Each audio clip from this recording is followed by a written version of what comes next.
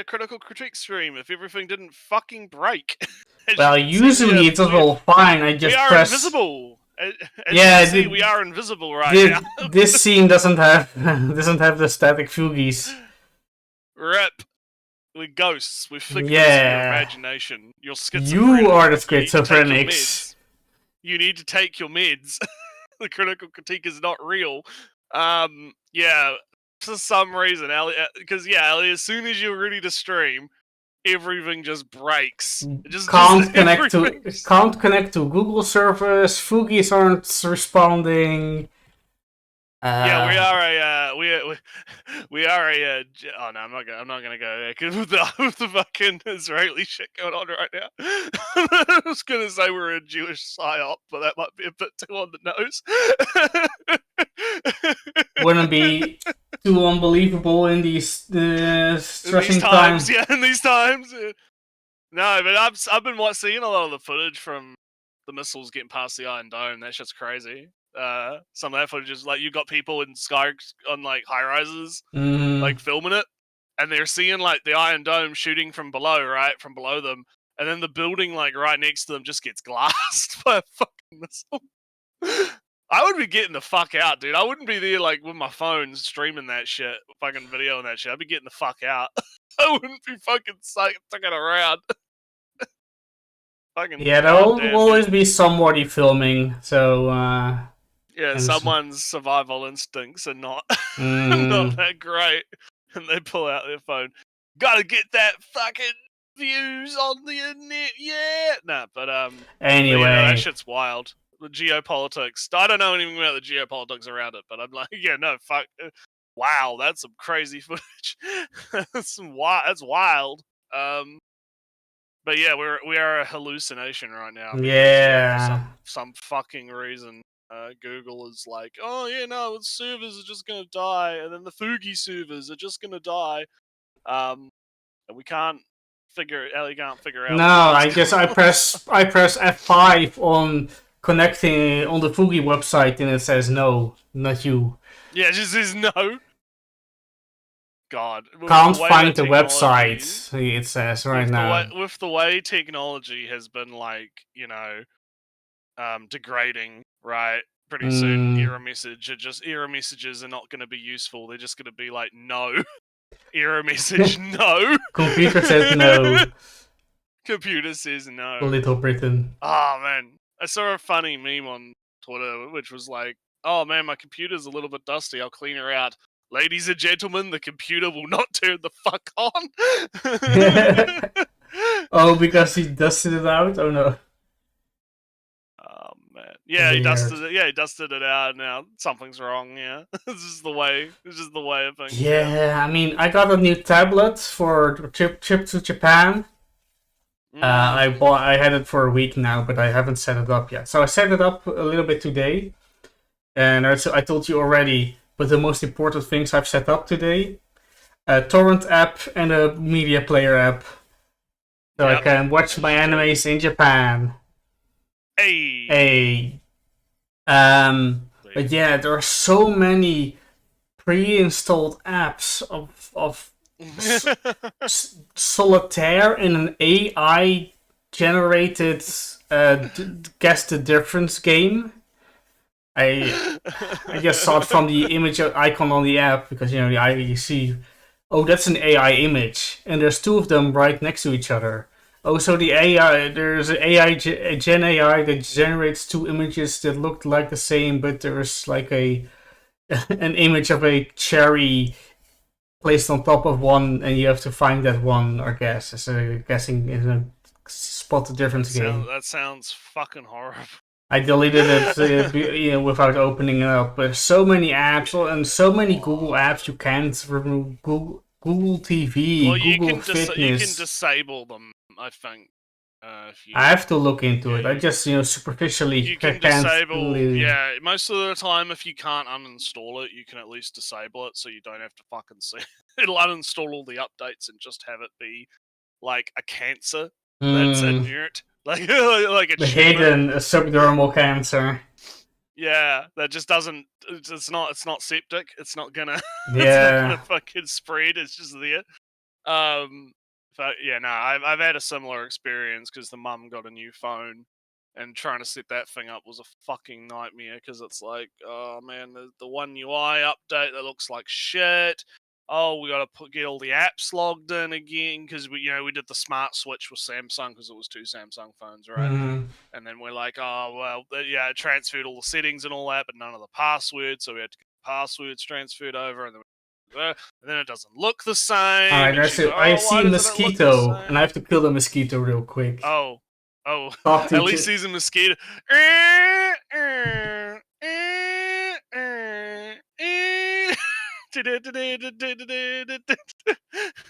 Kill Bill music, let's go. Kill that mosquito, Ellie, I'm rooting for you. Insectlier murder is happening right now on the stream. He is. I can hear him. Oh, he's Yeah, fighting. He's mosquito- fighting that mosquito. I won. Oh. It's dead. That he's victorious. Victorious against the mosquito. Man, everything's happening today. It's a hype fucking stream. Oh We've yeah, I got mean, everything. Nerdsy, I told you already, but I had like a shopping trip and bought some supplies for Japan in preparation because it's getting closer. I went to garden centers or whatever, what you ever call it, to where you buy plants. I wanted to buy some herbs for my garden because I switched over from buying herbs in store to just ripping it out of my garden and eating those. I had family over because I have a Switch too, having a lot of fun with it. Most of them are finishing old games that ran a bit iffy on the Switch 1, and I'm playing Switch 2, and they're perfectly fine without updates or anything. Just base power, performance increase fixes the games. So I'm having fun with that. But then I have a Switch 1 that I don't use. And I have a cousin who has children, and from alright, what am I to do with this Switch? Not give it to a child, this child console? Am I going to sell it for some cynical things? Nah, he can have it. So those children will play more with it than I had in the past 8 years. So he can have it. But then, oh yeah, can I come? Yeah, sure. When are you off work? Then, alright, I'll be there. So he arrived 1 minute after I came from work. And was like, ooh, I didn't prepare for visitors actually. But it's all fine. We played Super Smash Bros. Ultimate. We played some Mario Kart World. The kids had fun. He has a Switch 1 now with all the dock and everything. So it's all nice. And in a few days I'll go to court for... I'm pretty sure I told you, but the case with this... the hole in the wall saga continues. The landlord that cut a hole in the roof of this apartment complex and into a space that is owned by the apartment complex itself, not the apartment space. So this whole thing, and he's a little bit, I want to keep it, even though I didn't get permission beforehand, and my reasons for why I didn't are terrible, and I haven't done anything to prove that I need this space or this is safe, because Naretsu, if there's a fire, the fire gets a lot bigger when there's a circulation of airflow. And what a hole in the roof does? It'll create a circulation of airflow, right? Yeah. So we aren't too happy about it, but he's I'm going to go to a judge and make you force you to be okay with the hole in the roof. Yeah, all of this drama over a shitty sunroof. Yeah. Yeah, and that's. Alright, I can repeat the stuff he said in the meetings, but I'll keep it up there. Nah. Yeah, and I don't have anything too much going on at the moment outside of new phone for the mum, having to deal with all that nonsense, being pissed that Samsung's One UI and Android update looks like fucking garbage, because of course it does. Because it's funny because Apple also announced some big UI iOS thing. And while I appreciate the glass look, right? The arrow. Oh yeah, we're gonna make it look like glass, guys. Holy Windows shit, this looks like it's Vista. gonna. Holy shit, it looks like it's gonna be an accessibility nightmare. As someone who works in the field, right, I'm looking at this and I'm like, man, I'm gonna have to explain to my people I work with when they can't fucking read anything because of like the stained the glass blur, fucking text not looking correct because they can't like. Jesus Christ. Yeah, revert to dumb phone days. Yeah, probably a good idea because fuck me, just fucking like you've got Google dumbifying the UI, right, and making really silly changes. Like, oh yeah, we're gonna, the power icon. You know the power icon that it's had for years. 01 That's what. icon. Yeah, it's worked perfectly fine. Perfectly okay power sign that shows you exactly the percentage, how much power you have left in your phone. Yeah, let's just turn that into like a fucking pill and put the number inside the fucking icon for no reason. Like, let's just do that. Make everything round as shit. Let's just fucking, make all the widgets break because they changed the way widgets work. So all of the widgets just don't fucking scale properly anymore and they don't fucking look good. And they keep fucking breaking constantly. Like, yeah, let's just fucking do all of this shit. It's oh god, I hate it. I fucking hate it. It's so fucking bad, dude.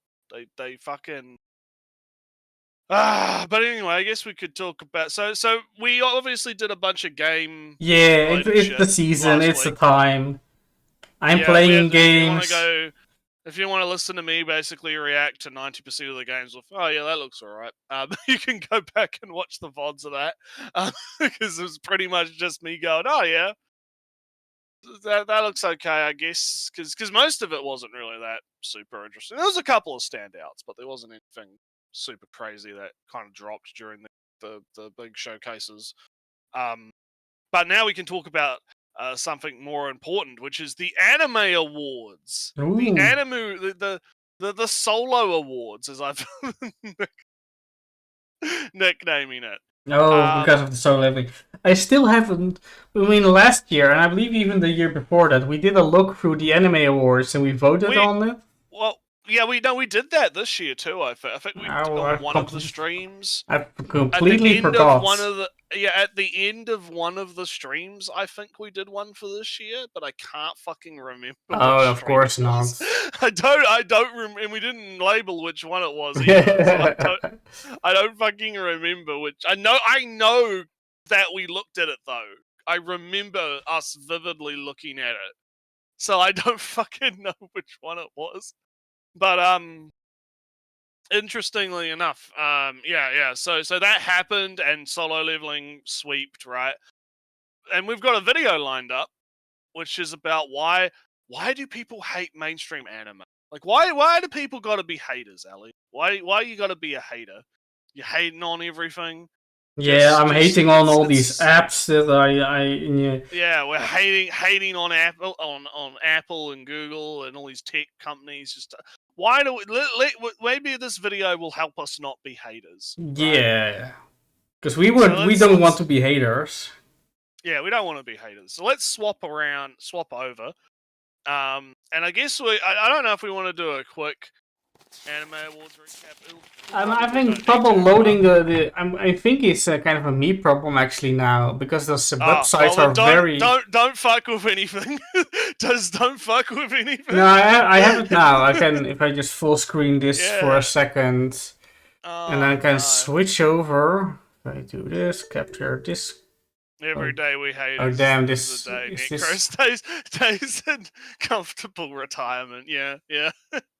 As I got all titles above the stream. Nah, don't look at those. Anyway, I got the Anime Awards. Okay, here we go. Let me just. Yeah, and your winners are. Yeah, I guess we'll do a quick fucking recap, anime. I guess, before we get into it. And the winners. Just the things aren't loaded in. Anyway. Oh, here it is. God. Oh. Oh yeah, I remember something like, I was, debating between Fury and Dandadan. Yeah. I honestly, like, okay, you know how, because I've talked about solo leveling, right? Mm-hmm. I watch solo leveling. You only watch the first season, I watch both seasons, right? I don't actually mind solo level, right? I'm not a solo leveling hater, right? I think solo leveling is a perfectly serviceable shonen show, right? It is not anime of the year, right? No, my thing was, But of course, that it was kind of boring with the meetings, and then there's like a sudden jump, and it was a bit yeah, much. and like I get that, right? And that's kind of why I think that it being anime of the year is weird. And I don't know where they got, because hang on, I have to bring up the site myself because I can't even fucking read it on the stream. Anime. Let's run up this way. The Crunchyroll shit-tastic shit awards. Go. It's a load. Look. Yeah. So yeah, like, because here's the thing, right? Solo leveling is, I would classify as good, right? It's fine, but is it better than Dan to Dan? Is it better than Free? Yeah, No, not to it me. is not. It is not. And so we'll go to the next, because so Solo Leveling won, but we voted for Dandadan and or Freerun. Well, I can't remember. I think what was the next one? It was like film. Oh yeah, look back, one film. Film of the year. Oh, this like we didn't vote because we didn't know. Which I think is fine. I don't really have. I heard good things about Look Back. Best continuing was Demon Slayer, which I think is fine. I mean, Oshi should probably. What are those noises? Is it? I don't know. Is it the website? I don't know. I can hear them. I think it's the website. All right, well, whatever. Let's just, because this is crank. Yeah, right? yeah. So this is where we start getting into my criticism that I always have about the awards. It's like, oh yeah, best new series, and it's literally just the anime of the year contenders, right? It's also the same problem with the anime awards themselves. It's just the game awards. I meant. Yeah, it's the same with both of them. It's like the anime of the year contenders just like dominate all of the categories, right? It doesn't leave any room. The one difference. Because what if there was like a new series, right? Best new series, but it wasn't like an anime of the year contender, but it was still pretty fucking good, you know? So the thing about the journalists, the game journalists, they do have sometimes the mind of hey, this is the best overall, but because this one is already going to win best game, let's give this award in this category, not to the same game the best game is in, but to this other game, etc., etc. They have like the mind to do some little bit of. But of course the people working at Crunchyroll do not have. No, they don't have countermeasures against mass voting. Solo leveling gets Oh yeah, if you hover over there's like a little explanation point, and it describes the award. Each year, a wave of new anime make their debut, but this category honors the standout series that truly capture the audience's imagination. These exceptional newcomers feature distinct narratives, innovative artistry, and memorable characters that set them apart, leaving viewers eagerly anticipating the next season and establishing themselves as instant classics in the anime world. Yeah, Solo leveling, guys. That's your. There was other shit that came out this year that isn't on this list, right? That could have gone. I feel I'd have to go back and look at like an actual chart to remember, but I feel like this is kind of shit. But anyway, Ninja thing got original anime. No, yeah, I haven't heard of this one. I see. I probably did. I was very indecisive between Ghost Band Cry and Jellyfish, because those were my anime. Best animation went to Demon Slayer. But Dandadan. All the same. Character Dan des- got character design, which I don't know. I feel Dan should have got animation. I think Dan would be better. Well, this is character design, or Yeah, anyone. yeah. I don't know if none of those character designs are particularly amazing. I guess I would. Yeah. I mean, none of these are very. I mean, I guess Demon Slayer is like the most interesting. People making the excuse before that if they don't nominate the popular shows, then people won't watch the award show. I don't get that. The Oscars don't seem to have that issue. Yeah, like it's a fucking anime award show. It should have fucking anime in it. You know, who gives a shit? Yeah, none of these shows. None of these shows really inspire me from, oh, those are fantastic character designs. They're all, Dandanons are effective and do what they need. Frieren is, characters are distinctive. Apothecary Diaries have nice outfits.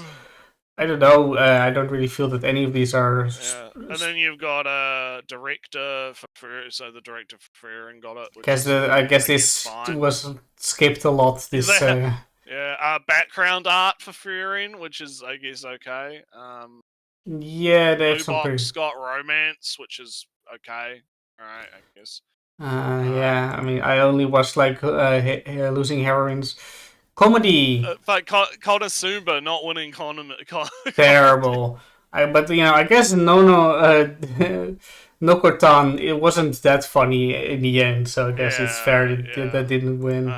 Solo Leveling got Best Action. I guess. ReZero got... I love how they had to have an isekai.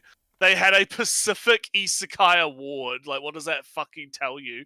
Like, don't know. They gotta play into the meme. And even then, look how ReZero and Tensei is like fine, I guess. Right?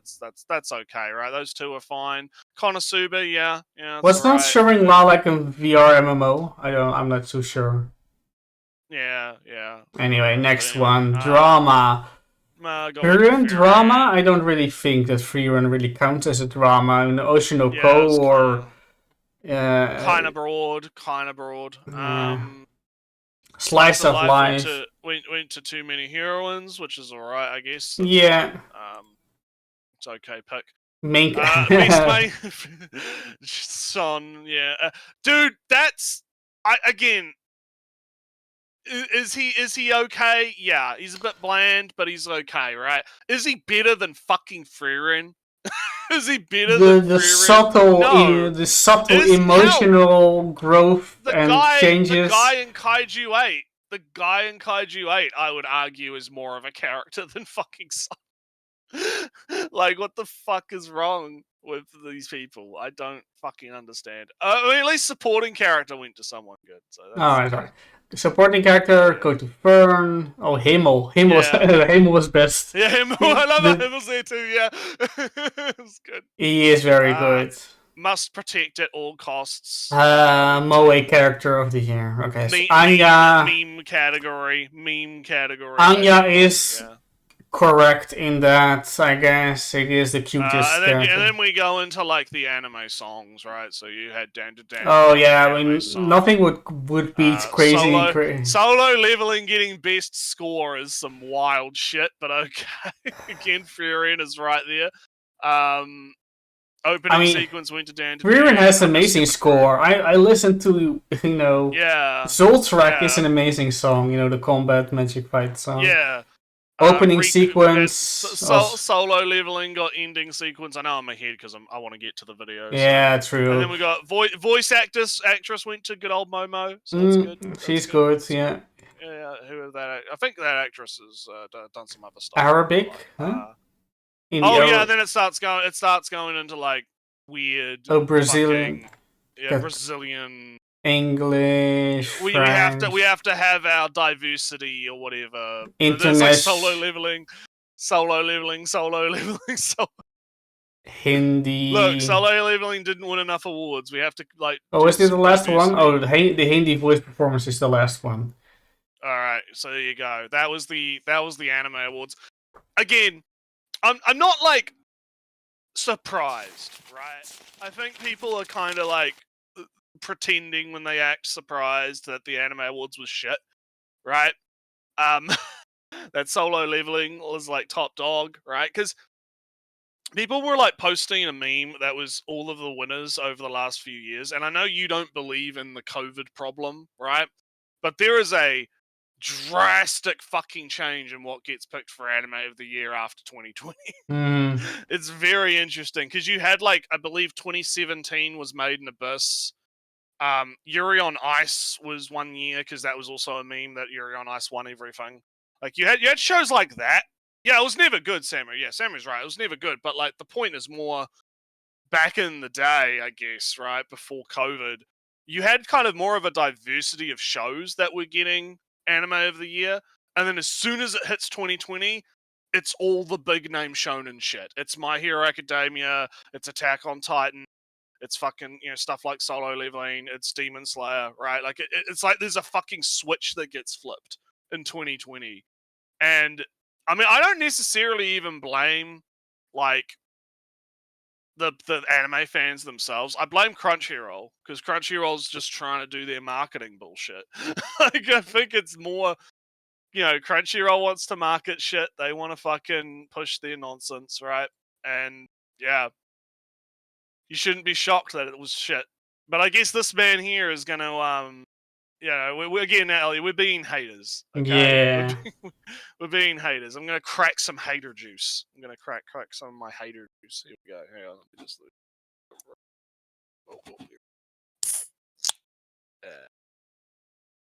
crack me some hater juice. Also, I found out I deleted some apps or shut down some apps on the tablet, and that made the soft bling sounds. Also, right, well, yeah. Oh, it's fine. Yeah. So what we got is, why do people hate mainstream anime? Well, I think one of the reasons, and this is going to tie into the Solo Leveling stuff a lot. Mm-hmm. I think this is the cycle, and I saw this with Solo Leveling specifically, right? Solo Leveling, the manhwa comes out. People start reading the manhwa, Ellie, and they start going, wow, Solo Leveling is hype. This is cool. This manhwa thing, it's unique, it's different. We don't normally read manhwa. Oh wow, the art looks cool. Oh man, it's got funny jokes. He's so cool. He's so cool. Yeah. So the manhwa comes out and people started hyping it up. I remember, like, what, five years ago or something, like a little while ago, people were like, yo, Solo Leveling's gonna be the big new thing. It's gonna be so big. It's fucking cool. Big shonen. Oh man. And then what happens, right? People hype themselves up, and then the anime comes out, and then it's either they fall into the hype and they become, sucked in by it, right? And they become just hyping it up no matter what the quality of it is. Or they've set their expectations so fucking high via osmosis because they keep hearing people say it's going to be like this massive thing, it's going to be super good, that they're disappointed when it's not up to their like astronomical expectations. And then they become haters, right? Oh yeah, at least the drawing thing works. At least the drawing thing works on stream. So I think that's a big reason why people hate mainstream anime. I mean, part of it's obviously, popular thing bad, right? I think there's a little bit of that goes on. But I think a lot of it is because people get hyped by the fans, right? That'll hype something up. And then when they go to watch it and it's like not up to that level, people they're going to be disappointed, right? They're going to be very disappointed by the Sulu Leveling. So what do you think? You got any thoughts on that before we start? Why do you think people hate the mainstream?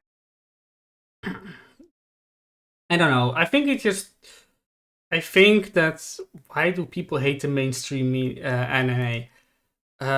Because people, they have maybe the annoying part is that people who don't pay too much attention then say stuff that isn't true or is false or incorrect, and then they run with it and you correct them, but there's so many people, there's never never enough, time to correct everybody, or they come. There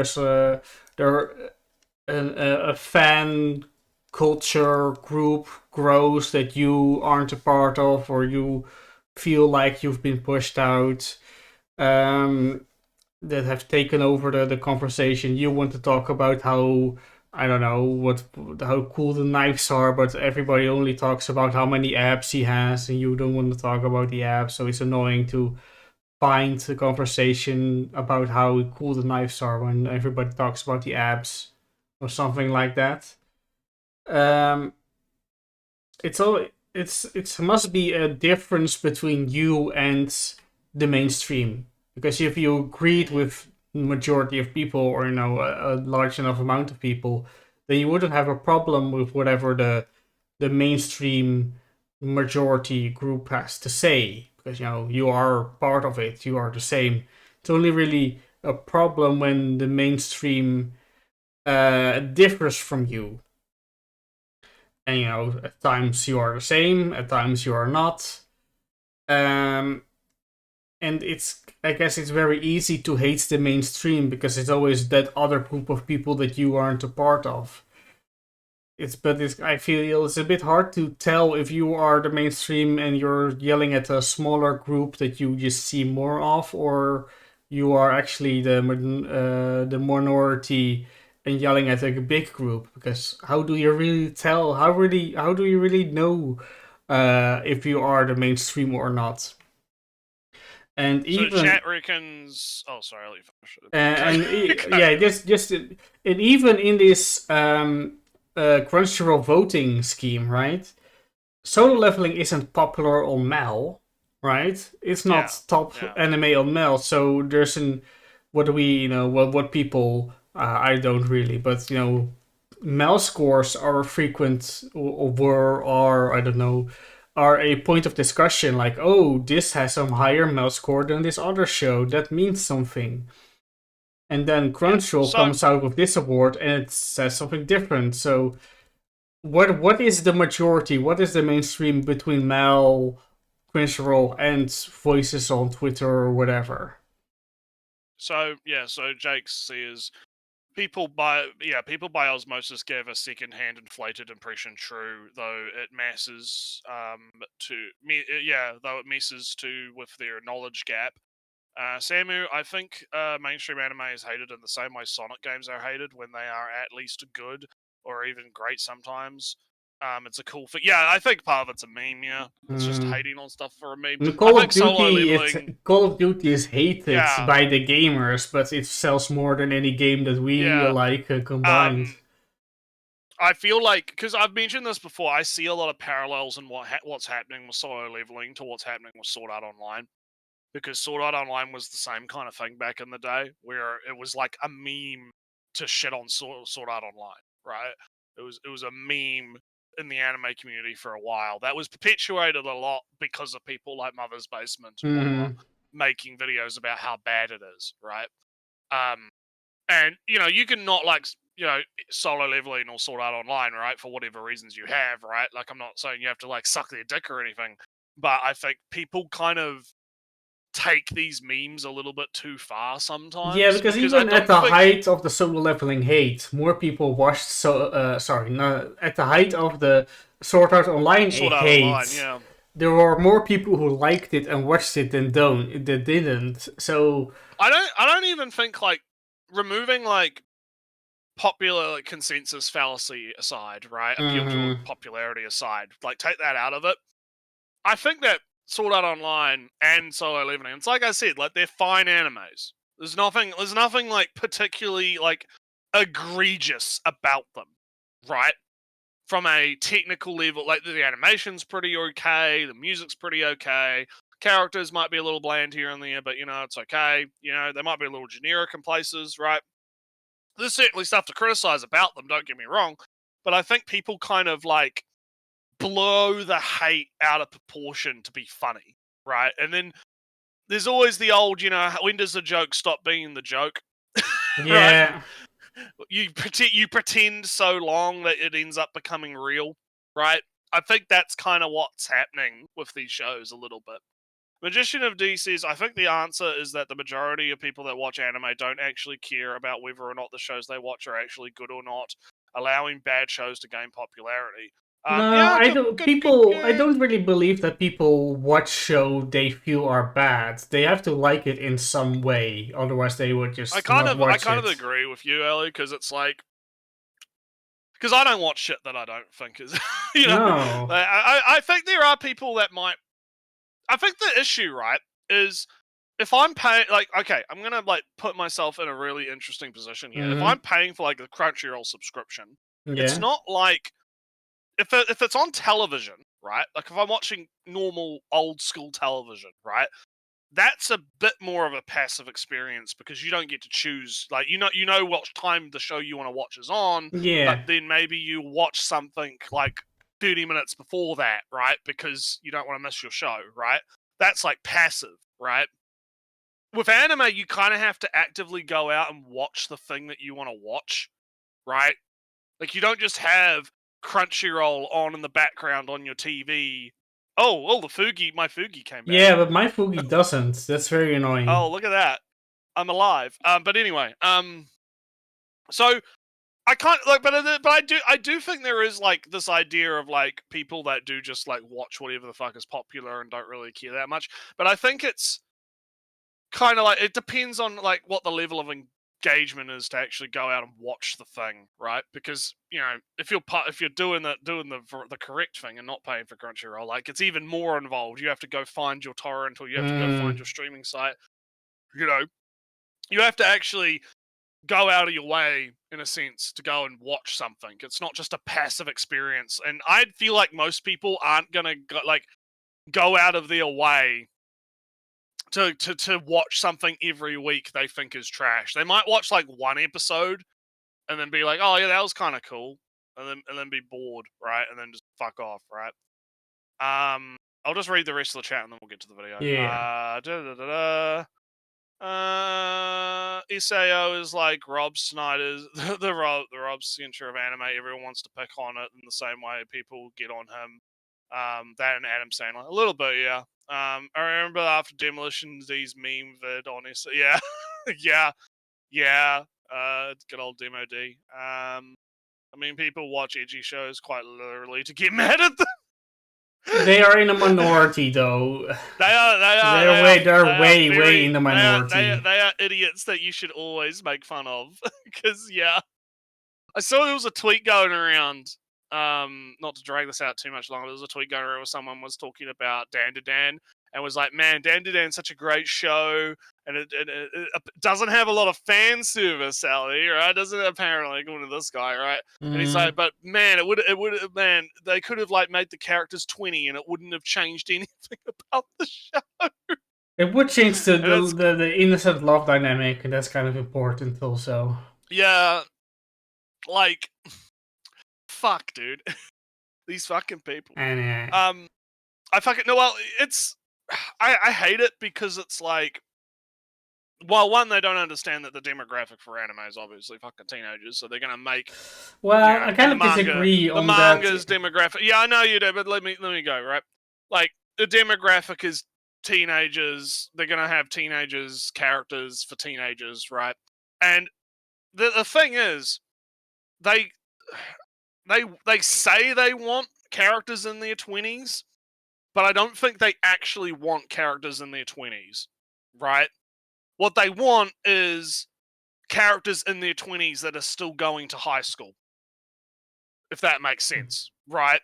Because if they actually had, it's like you just said, right? If they had Dan to Dan, but it was set in their 20s and they were like in college, right? You wouldn't have the pure love dynamics. They would have other things going on in their lives. They would prepare for work, and they would talk about careers and whatnot. Yeah. So when they say they want more like Persona, but it's adults, right? Like when they say that, they don't actually mean that. What they mean is, I'm insecure about liking something made for teenagers. Yeah. Right. Anyway, I need the number. I need the number on the wiki to be the same. Well, okay, it's two things actually. It's either I'm insecure about the thing that I'm into, right, or It's I cannot relate to something unless it is literally about me. So the age has to match my age, right? Like it has to be the same as me. I Because really think everything I is think the about me. majority is about the I am watching characters that are 20 years younger than me. It's odd.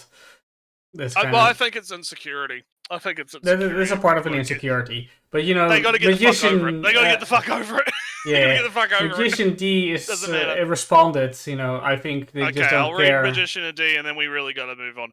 Well, I don't think people watch shows that they believe are bad. I think they just don't care as long as the show isn't obviously bad in the way that requires them to think about it and realize. Yeah, it could be. Could be. You know, slight semantic is that if they don't think a show is bad because they don't see those reasons, then the show is good for them. You know, that's and I do agree that BG accounts, second screens. Yes, I was wanting to mention the second screen.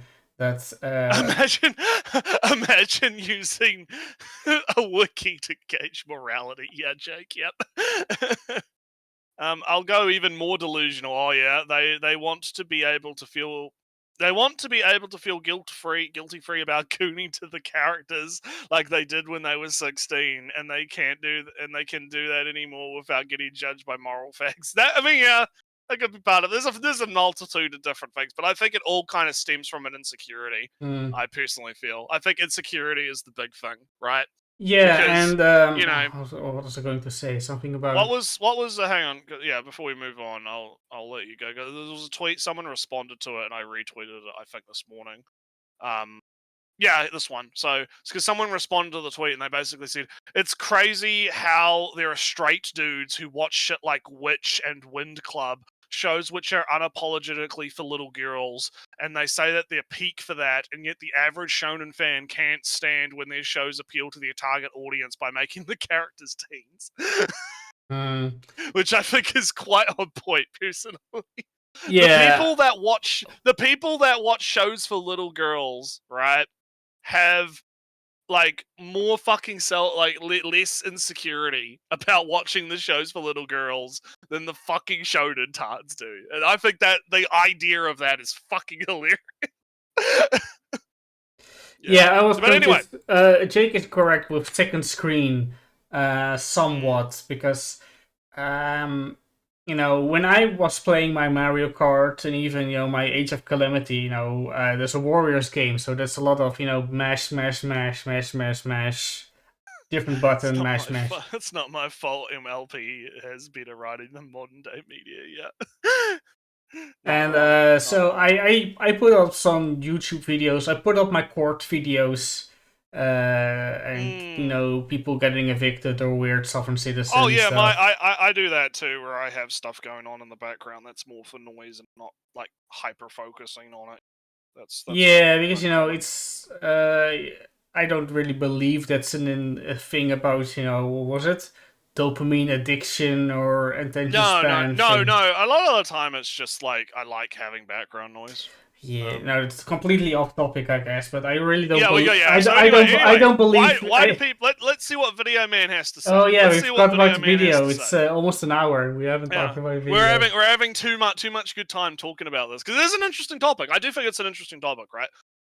So let's see what Video Man has to say. So we'll have your solo leveling man can join us. No, I removed him. You killed him. I can draw him in the corner. No, it's okay. All right, let's get. Oh, hey, the Crunchyroll Awards are coming up soon. Maybe I should, take a look at some of the nominees here. All right, Anime of the Year. Let's see here. Let's see, Frieren, Apothecary, Don to Don, Delicious, and Dungeon. Yeah, that's about what I expected. Oh, okay. Let's look at the best new anime. All right, let's see here. All the same. All the same. Am I He's gonna. Here we go. Still on Anime of the nope. This is best new anime. Okay, I guess let's look at the best animation, right? Let's see here. Demon Slayer. That's different. Yeah. Okay, how about best main character? Let's see. Any differences? Nope. Well, how about best director? Fair and Delicious Dungeon Apothecary. Oh my God, are you serious? What do you mean all of these got nominated and not the Misfit of Demon King Academy? History's strongest Demon King reincarnates and goes to school with his descendants as an amusing high school power trip. What is?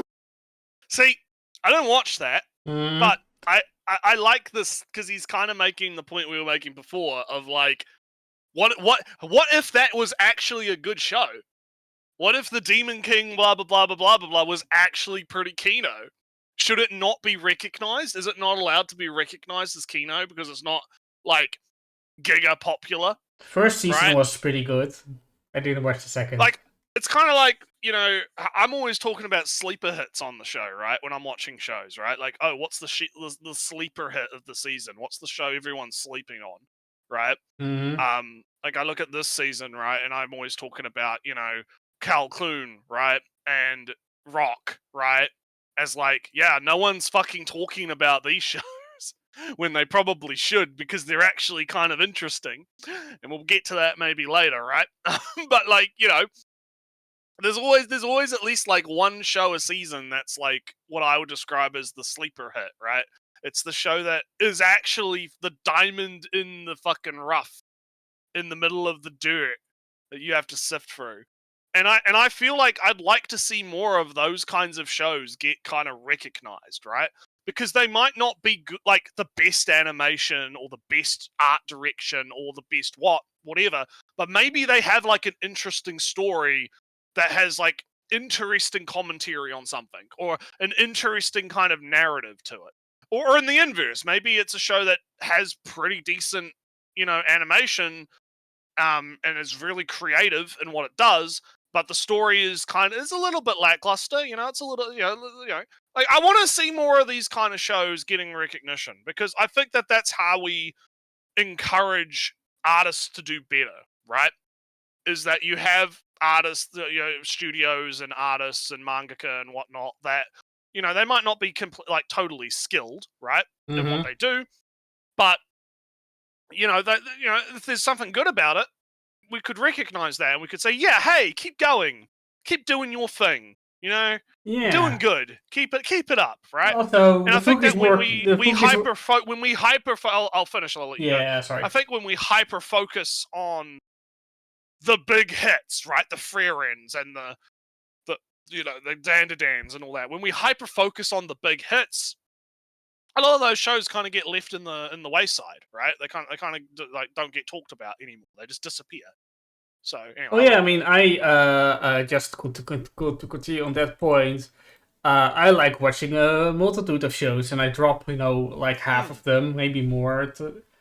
But and Yeah. there, you know, we're going to talk about shows like I'm going to talk about the Ranger show, and I'm going to talk about how it really feels a bit rushed because a lot of happening with a little explanation. So well, maybe they want to rush to this conclusion fight, but actually, like there was a whole volume missing in manga pages, etc., etc. Therefore, the falls a little bit flat, etc., etc., etc. I can have those little conversations. Yeah. But you know, it's always a bit of a well, and we it's not wrong to celebrate the good stuff, the good shows. But it gets a little bit, you know, what do you want with this award show? What is the purpose of this award show? Is it to celebrate all of anime? Then this is not this is not the method. This mass group, you know, kind of bandwagoning. I don't know. Should the voting be completely different? Should be you awarded like credits? Like you can only put like every show on the list gets 10 points, and you just have 10 points to spare across all categories. It's an interesting thing because I don't know how to fix it, right? Because I think if you do go full democracy, it's just going to be popularity, right? That is, yeah, democracy basically. And then but the obvious problem is that because the way they do it now is they have like, you know, 40% of the vote is like the popular vote, and then you have like the fucking The communist nerds that fucking- consider the careful Yeah. and consideration. Yeah, you have the Communist Council of Crunchyroll or whatever, the CCC, the Communist Council of Crunchyroll, deciding the rest of it, right? And No, I just think the best way to do it would be just to have more anime in each category. So like Also, you could have, well, Retsu, I kind of, I just said it off the cuff, but I kind of like my system anyway. Every show, you get like 10 points, and you can put more votes towards a single category, but you don't have enough yeah. points towards an anime to put in every category. So you have to make So decisions. you have to like decide what you liked the most about that anime. Was this show the Yeah. best show of the whole season, and that's your thing? Alright, but you can't then say this is the best character of the season at the same time. Yeah, or, that could be or- good. Yeah, that could work. Yeah. I mean, this is a... Yeah, but I also think one way to do it is, like I said, if you had more, instead of just having like the 5 anime of the year and then it's the same 5 every single one, I think you could still have the 5 anime of the year, but then each category has like 2 other anime in it as like wild cards right? that aren't like anime of the year contenders, but they're like wild card contenders for that category, right? I think that would be the way to go, personally. There are apparently plenty of systems that one can just make up on the spot that sound that they would work. All right, well, let's see what our video. Yeah, game is. he Wrong didn't with even this make a world. point yet. Anime is a huge medium that encompasses a countless number of both TV shows and movies. Inevitably, there's always going to be certain series and trends that will rise above everything else in the public consciousness and become what we define as the mainstream. Whether the series is old or new doesn't matter. It's just a fact that some series become incredibly popular to the point that they become global phenomenons. It's also a fact that there exists people who freaking hate these series. If a show is good, Yeah, we're haters. Oh yeah, we totally are. Haters. We're gonna hate. I hate shows. on what show do I hate on actually? Um, Oh, I hate on Solo Leveling, of course. yeah, we hate on solo leveling in this chat. Yeah. All right. Oh, you Personally will like me it more than you. regardless I'm of the its bigger hater. Yeah. Magician of Zeus says, I think that every show should have a limit of free non-meme category. Yeah, that could. Yeah. There needs to be a limit. There needs to be some limit. Yeah. Well, what is a meme I think category? Ellie's way of What- doing it. What's it? Yeah. Well, what- I mean, I think the protect at all cost would count as meme category. yeah. just a Well, joke. the nominations, category. right? But But anyway, let's yeah. popularity. That being said, I was curious about the different reasons that people have for disliking more mainstream anime, and I wanted to explore those reasons today. And from what I've seen over the years, probably one of the biggest culprits for this contempt is the fact that mainstream anime tend to just become a bit oversaturated. Imagine for a second that you're in school, and one day the cafeteria serves you ham sandwiches. Now, I like ham sandwiches just fine. You're not gonna see me complaining about getting a ham sandwich. So I'm gonna take that ham sandwich and thank the nice lunch lady and go about my day. Then the next day comes, and look at that, they're serving ham sandwiches again. And then the next day, and then the next day. I mean, that sounds and like then the that looks next like day, a and then perfectly the- healthy meal for a growing child. You got the meat, you got the bread, you got the I vegetables. get what I get where he's coming from though, right? Like, yeah, but the thing is I would with anime, it's not really that though, because, well, I guess it depends on what you care about, right? Because if he's talking about like the community conversations, Mhm. you know, good old, oh, I give a fuck about the community, because, you know, some people I guess do that. I wouldn't. I would never. I would never care about the anime community, right? Some people give a fuck about that, I guess. Yeah, I can understand, like, oh yeah, if the entire season's conversation, it's kind of like what I was just talking about before, right? Like, shows get overshadowed because everyone's talking about the big hitters all the time, right? Mhm. So, like, I get what he's coming from with that. I just feel like, I don't know. I feel like in terms of the anime themselves coming out, right? I think that, I mean, Solo Leveling had how many months between seasons? Like almost like a year. half Yeah, like a year. Like- kind of typical like second Solo season. Leveling wasn't even really on the map, right? for a while. Mhm. So, I feel like we have enough time in between seasons, and we have enough time in between like periods when shows come out that it's not like as big of a deal as he's making out. But I feel I get the sentiment, right? I guess like I don't necessarily agree in terms of like the actual logistics of what's going on. In terms of excuse me, it's not like every single season we have a fucking Dan to Dan, and that's next season, right? I know that's coming out next season, but again, that like ended when? How many seasons ago? Like Two? I believe it was 2 like a seasons ago. full. It was like 2 seasons ago. So yeah, I don't know. I think it's interesting. Also, just Frieren, I believe Alder got announced like today to be releasing first episode in January, so it's like in the winter season. So it's like half a year. And Frieren did get like a 2 core at the start as well. Yeah. I believe, but I don't necessarily know what he means by repeat. We'll hear in 5 seconds. But is it discourse, the repeating discourse that over and over again? Is it the same show that got released? Is it all these similar shows that get released? Is it endless? There are many ways to get the same thing. Let's let him cook. Next day, and the next day, and the next day, and the next day.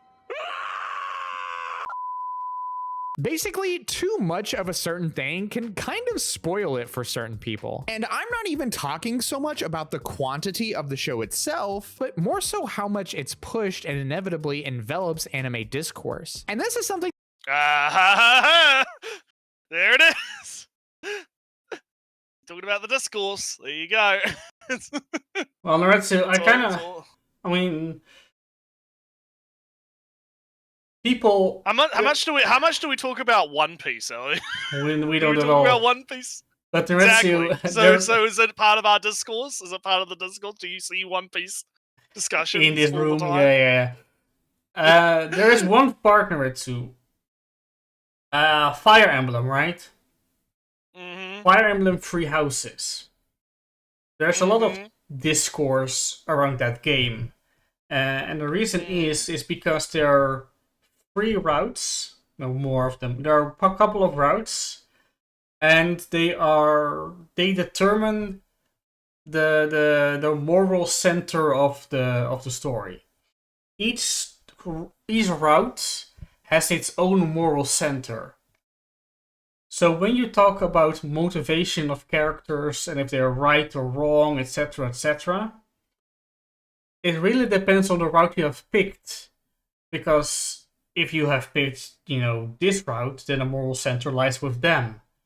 So the other people are wrong. But if you picked another route, the moral center lies there. So the first person was wrong. And that makes talking about Three Houses a little bit difficult.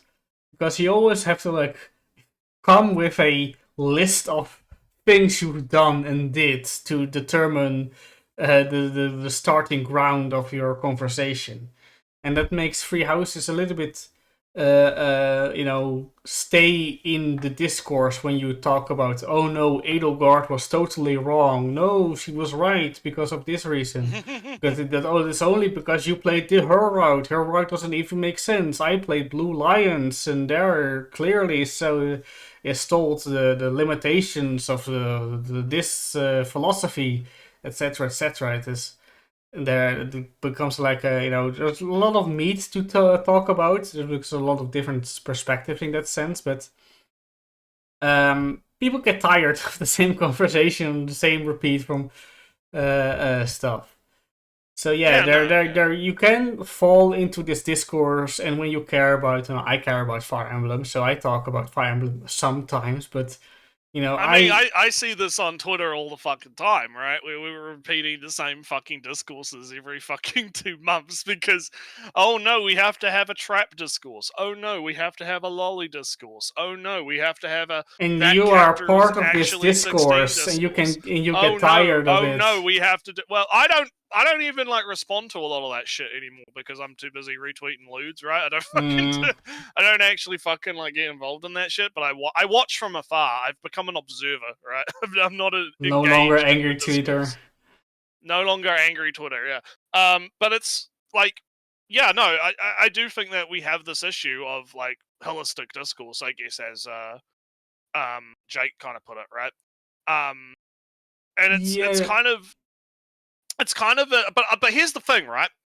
Is that happening with like Frieren? I Right? don't. Is that happening? Is that actually happening? The only reason it's happening was because here's the thing: solo leveling came out, right? Mhm. I didn't see a lot of discourse around solo leveling, at least on Twitter, at least on my circles. People were like, probably like, "Oh yeah, it's bad" or whatever, right? I mean, And then in they like, didn't watch it, Discourse, and then they just did, yeah, and then they just didn't watch it, right? when They just we didn't have fucking our watch it. weekly discourse right here, and we Yeah, talk we have our about weekly our discourse right here. the We do- feelings yeah, and yeah. symbolisms and all that stuff, and what we think was right or wrong and annoying or tedious. So. Yeah, like the only reason people are even talking about solo leveling right now is because of the Anime Awards specifically. I think if the Anime Awards did not happen, I don't think people would be talking about solo leveling right now, No. right? Like, so I usually, like, so when it comes to the anime stuff, right, and the popular discourses around anime, it kind of comes back to my Mud Hut theory, right? I think, like, within the Mud Huts, there's probably a lot of holistic discourse happening. But if I stay out of, like, the One Piece Mud Hut, which I do because I don't actually watch One Piece that much, unless something really big happens in One Piece that, like, you know, I see Sakuga clips or whatever on Twitter, you know, getting posted everywhere because Luffy got some new fucking form or some shit, right? And everyone's Haki hyping it up. 8 or 6. Haki 9 or some shit, right? Like, then I'm gonna see it. But for the most part, I'm not seeing One Piece shit all over my feed, right? I'm not seeing people talking about One Piece all that much, despite it being quite literally one of the most popular fucking things out there, right? It is the most fucking read manga that is So, ever in- mangaed. I said this before, right? And this ties a little bit into it. That he's going to talk about, hating the mainstream. But the secret is, Naretsu, even solo leveling isn't mainstream. It's not the mainstream. Yeah, So it's popular. It's popular, but it's not like household. Is that a household name? Popular? No, right? Crunchyroll isn't. I don't really believe that the Crunchyroll Yeah. Anime Awards are a household thing. I mean, think there is an issue with like perspective that happens sometimes where people think that their Mud Hut is the big Mud Hut, right? And as I said, like in the beginning, how do you even know that you are the mainstream or that you are Yeah. complaining against the mainstream? Are you just two small camps, ignore in the shadow of a much larger one, so big it encompasses, your entire playground where you Yeah, two your are whole fighting Mud Hut. in? The mud skyscraper. if you will. Yeah, and you even don't see it because it's just a big monolith over there. And you're just Yeah. saying, oh no, you're the mainstream and you're wrong. No, you are the mainstream. Yeah, I don't think solo leveling is at the point where it's like a house. It's not like if you want an anime that I think has hit that, it would be Full Metal Alchemist, particularly Brotherhood, but probably both. I think it's Like kind of both Free fallen and off in Brotherhood. that sense. It's an older series No, by no. now. No, no. I agree with you that it's probably. But if I'm thinking about like in the time frame, right? Because people still recommend that as like a first anime. Yeah, but People I still think that say kind no. of, in that No, sense, people still say that Full Metal Alchemist Brotherhood is a like thing that you should watch, and it's still an anime that people talk about in terms of like, when we're talking about like the big hitters. Cowboy Bebop was another one, right? Where it was like that was the anime that people talked about and said was a thing, right? So I yeah, secret- I I secret- feel like if I'm gonna think about like, okay, what is like an example of a mainstream anime? It's an anime that everyone agrees is like the pinnacle, right? I kind not in of terms of feel quality of that show. ReZero is a bigger series, bigger mainstream, is more mainstream, it has a bigger hut than solo leveling, even though it lost the I would, votes. oh yeah, Pokemon. Samu's good. Yeah, definitely Yeah, Pokemon. I mean we're Definitely fucking Pokemon, 100%. Yeah. although it's kind of are we watching the Pokemon anime? No, I don't really think the Pokemon anime is that mainstream. If we're talking about games, Pokemon and the anime would be mainstream by proxy, right? By osmosis proxy, right? I don't know. I Um, mean, Star but Wars anyway, is let's, mainstream, but the Andor shows isn't.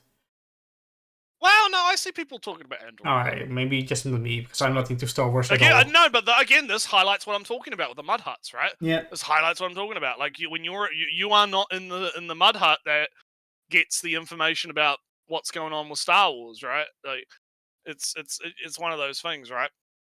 But anyhow, let's get back. That can be especially true for very critically acclaimed anime like Frieren. When Frieren was first coming out, I remember there were so many people talking about it just because it was so good. But since then, I've begun to see more and more people coming out of the woodwork voicing their distaste for the show, calling it overrated. This is something that's not a.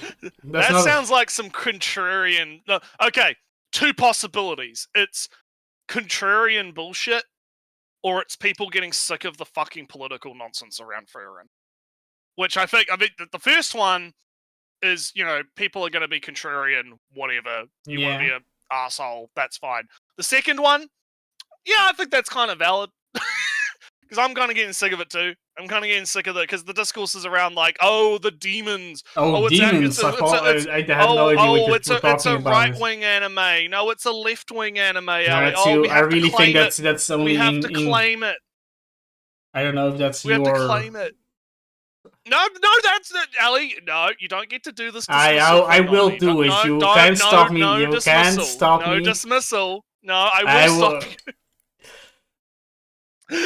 I will delete your Fubi. I have the power. No, no, okay. No. Let me cook, right? Because like that is like been the discourse around Frieren since it came out, right? Since it came out, people kind of did stop talking about the show itself, and just like there has been a lot of debates around. Oh, what is the message on the demons are like right wingers trying to make it out that Frieren is like giga racist and Chad and based and all this other shit, and then the left wingers are like, no, the demons are actually no, right? And I can understand like if you fucking like see that all the time, right? Yeah, that is kind of annoying. Mm-hmm. But the thing is, and this is my point. That doesn't actually have much to do with the actual show itself in terms of quality and what's actually in the show. That's just people being retarded online. And you know how you solve this problem, Ali? You know how to solve this problem. Just don't fucking go on Twitter. You just don't give a shit about what the retards on fucking Twitter are saying about Frieren. It's real simple. Yeah, I mean, most conversations about Frieren that I not that I see a lot of conversations about anime in that sense, but all of the conversation, like most of the conversations from Frieren I see is like, oh, Himmel best character, Himmel, the impact of emotional. But you are unique in that you curate your feed to the point of absurdity, right?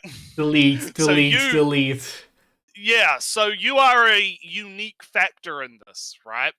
So that's kind of what I'm getting at here. Is like, yeah, to you don't see, and this is what I mean. Like, if you don't want to see that shit, it is very possible to not see that shit and not even give a block off the windows of your mud hut with mud, right? And you don't see the fucking shit being flung down the street, right?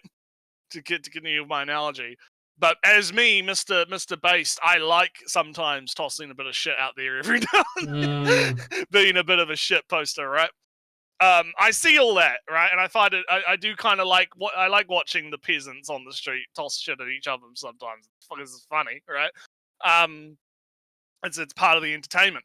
But yeah, no, I feel like when it comes to the Frieren discussion, I think it is kind of like, if you are getting fatigued, I guess, for Frieren fatigue might be the term for it. It is either probably because of those two like scenarios, right? So what's chat saying? Were people talking about shows like FMA nowadays though? I think I've seen FMA come up a couple of times on Twitter, and I feel like it's not like Fullmetal Alchemist ceases to exist because it's old. This is a big fucking problem, actually, is people think, oh, old thing. I guess it just doesn't exist anymore. No, I mean it doesn't exist anymore. No one's talking about it. It's is too it old, on? right? It's really is it on Netflix? Fullmetal Alchemist. Oh yeah, that's the real question. Yeah. Let me quickly look. I don't think it's on. Look. I don't know actually. Oh, sorry, Actually, stupid. So I have a Netflix. website. There's a website. Where is it? This one. I could have a look. There's a website. There I found is. for New It is on Zealand. Netflix. So Okay. it's mainstream. I'll check and see if it's on New Zealand Netflix. Because there's like a website for New Zealand where that like aggregates that. So if I go full. And there's also the Japanese live action Fullmetal Alchemist. Oh, that's pretty cool. Fullmetal Alchemist Brotherhood Season 1 TV.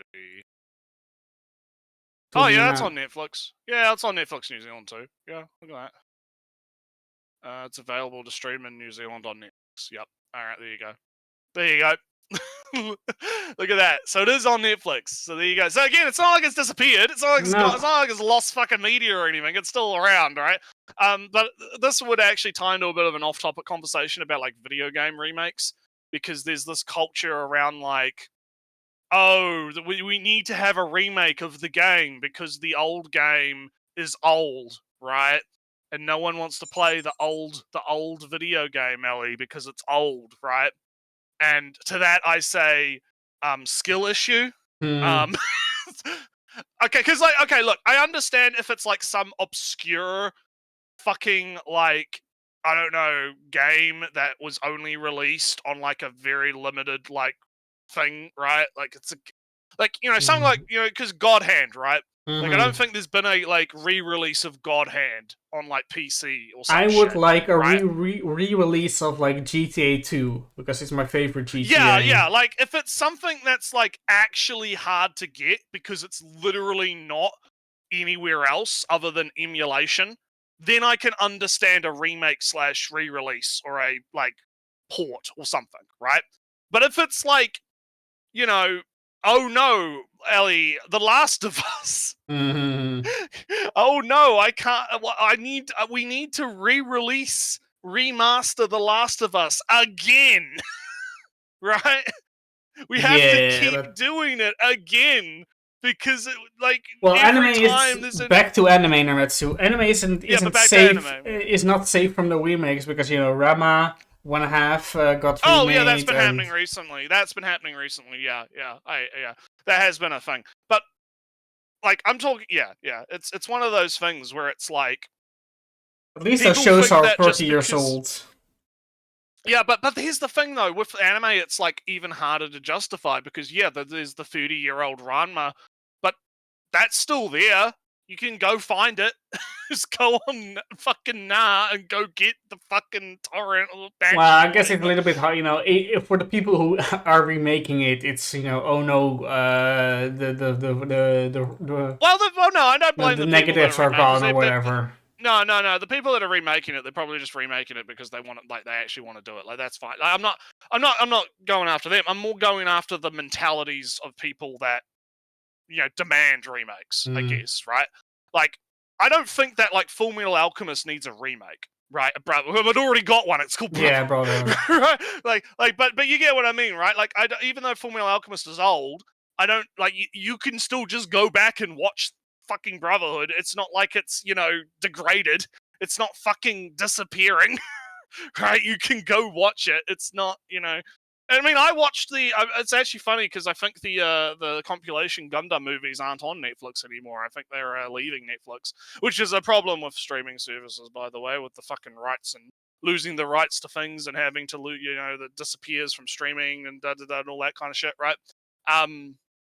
Like, you know, I just, you know, when I wanted to get into Gundam, I was like, oh, I'll just go on Netflix. Oh yeah, look, there's the 079 compilation movies. That'll give me like a jump start. I right? only Like, I can see like get a into it. 3D as Freedom and Hathaway the movie, and that's like the only. Yeah, I think they're gone now. Yeah, I think they're gone now. Yeah, because Char's Counterattack's gone as well, which is a shame. But like again, I wanted to get into it, so I was like, okay, how do I get into it? I'll just go watch 79, like the meme, right? I'll just go watch the movies to get a jump start and decide if I like it or not. And you know, in watching it, I was like, yeah, no, this is good. This is great. It's old, but because it's old, it's interesting.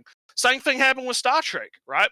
When I was, I actually have to get back to Deep Space Nine at some point, but I have kind of taken a break from that. But I have to get back to it because I haven't finished it yet. But like, when I wanted to get into Star Trek, I was like, okay, where do I start? Oh, look, the 60s Star Trek is on Netflix. Cool. I'll just start from the beginning and watch the original series. And you know what? It's fucking great. I recommend it holds up really well for your right? sci-fi binge. I would also like recommend like a Stargate, but I also did last. Oh yeah, time. no. Well, yeah. I'd have to go do Stargate stuff. But you get what I'm saying. You get, well, Yeah. let's use Stargate as an example, right? Like you know, the Stargate movies and shows are there. Go watch. You can watch them. They're not bad because they're old, right?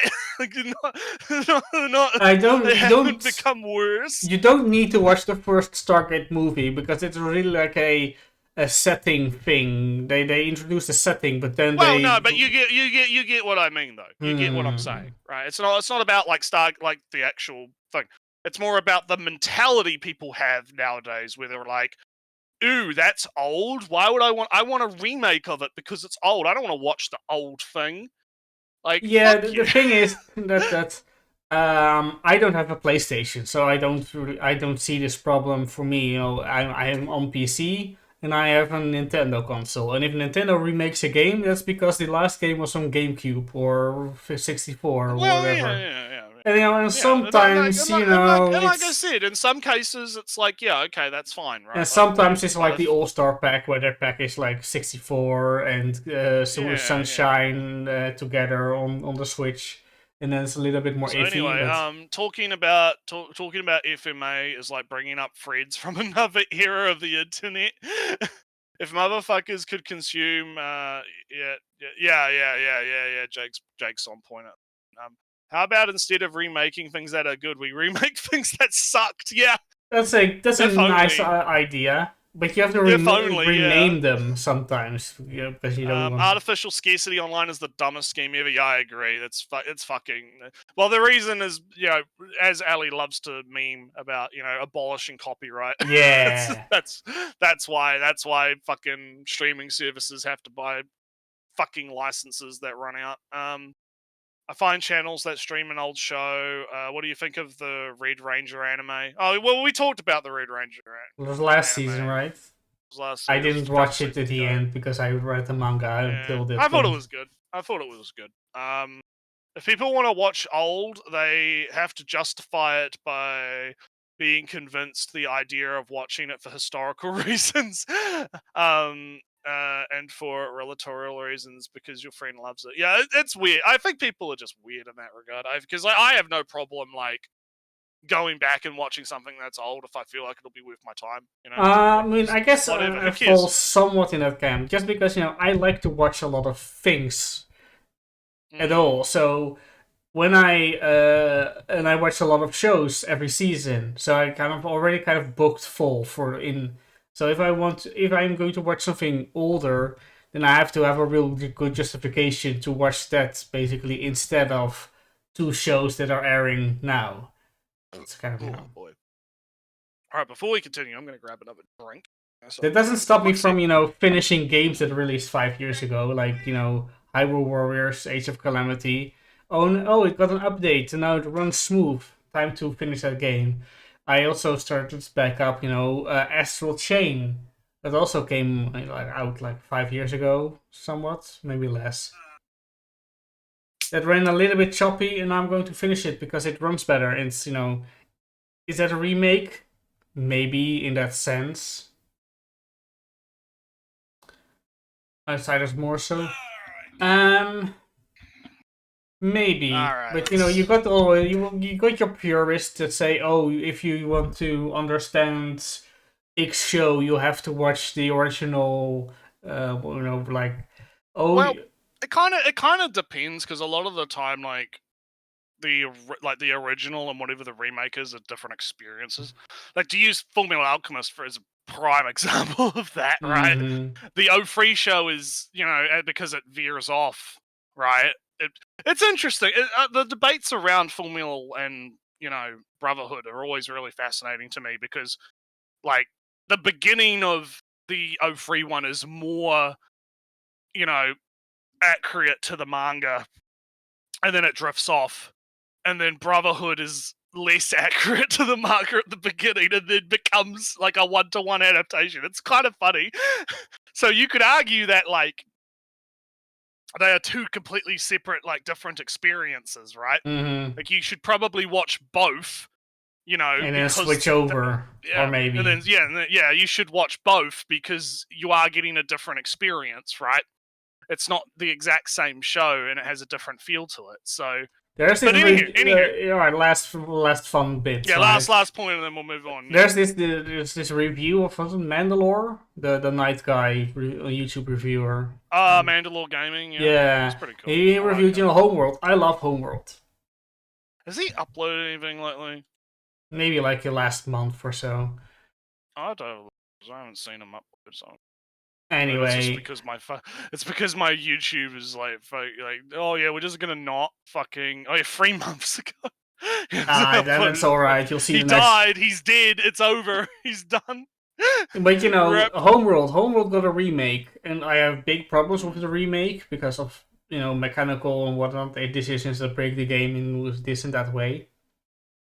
But the fun thing is that they redid their lines, and Homeworld is a very atmospheric game with a lot of themes, and you have to hear the tremble in their voice.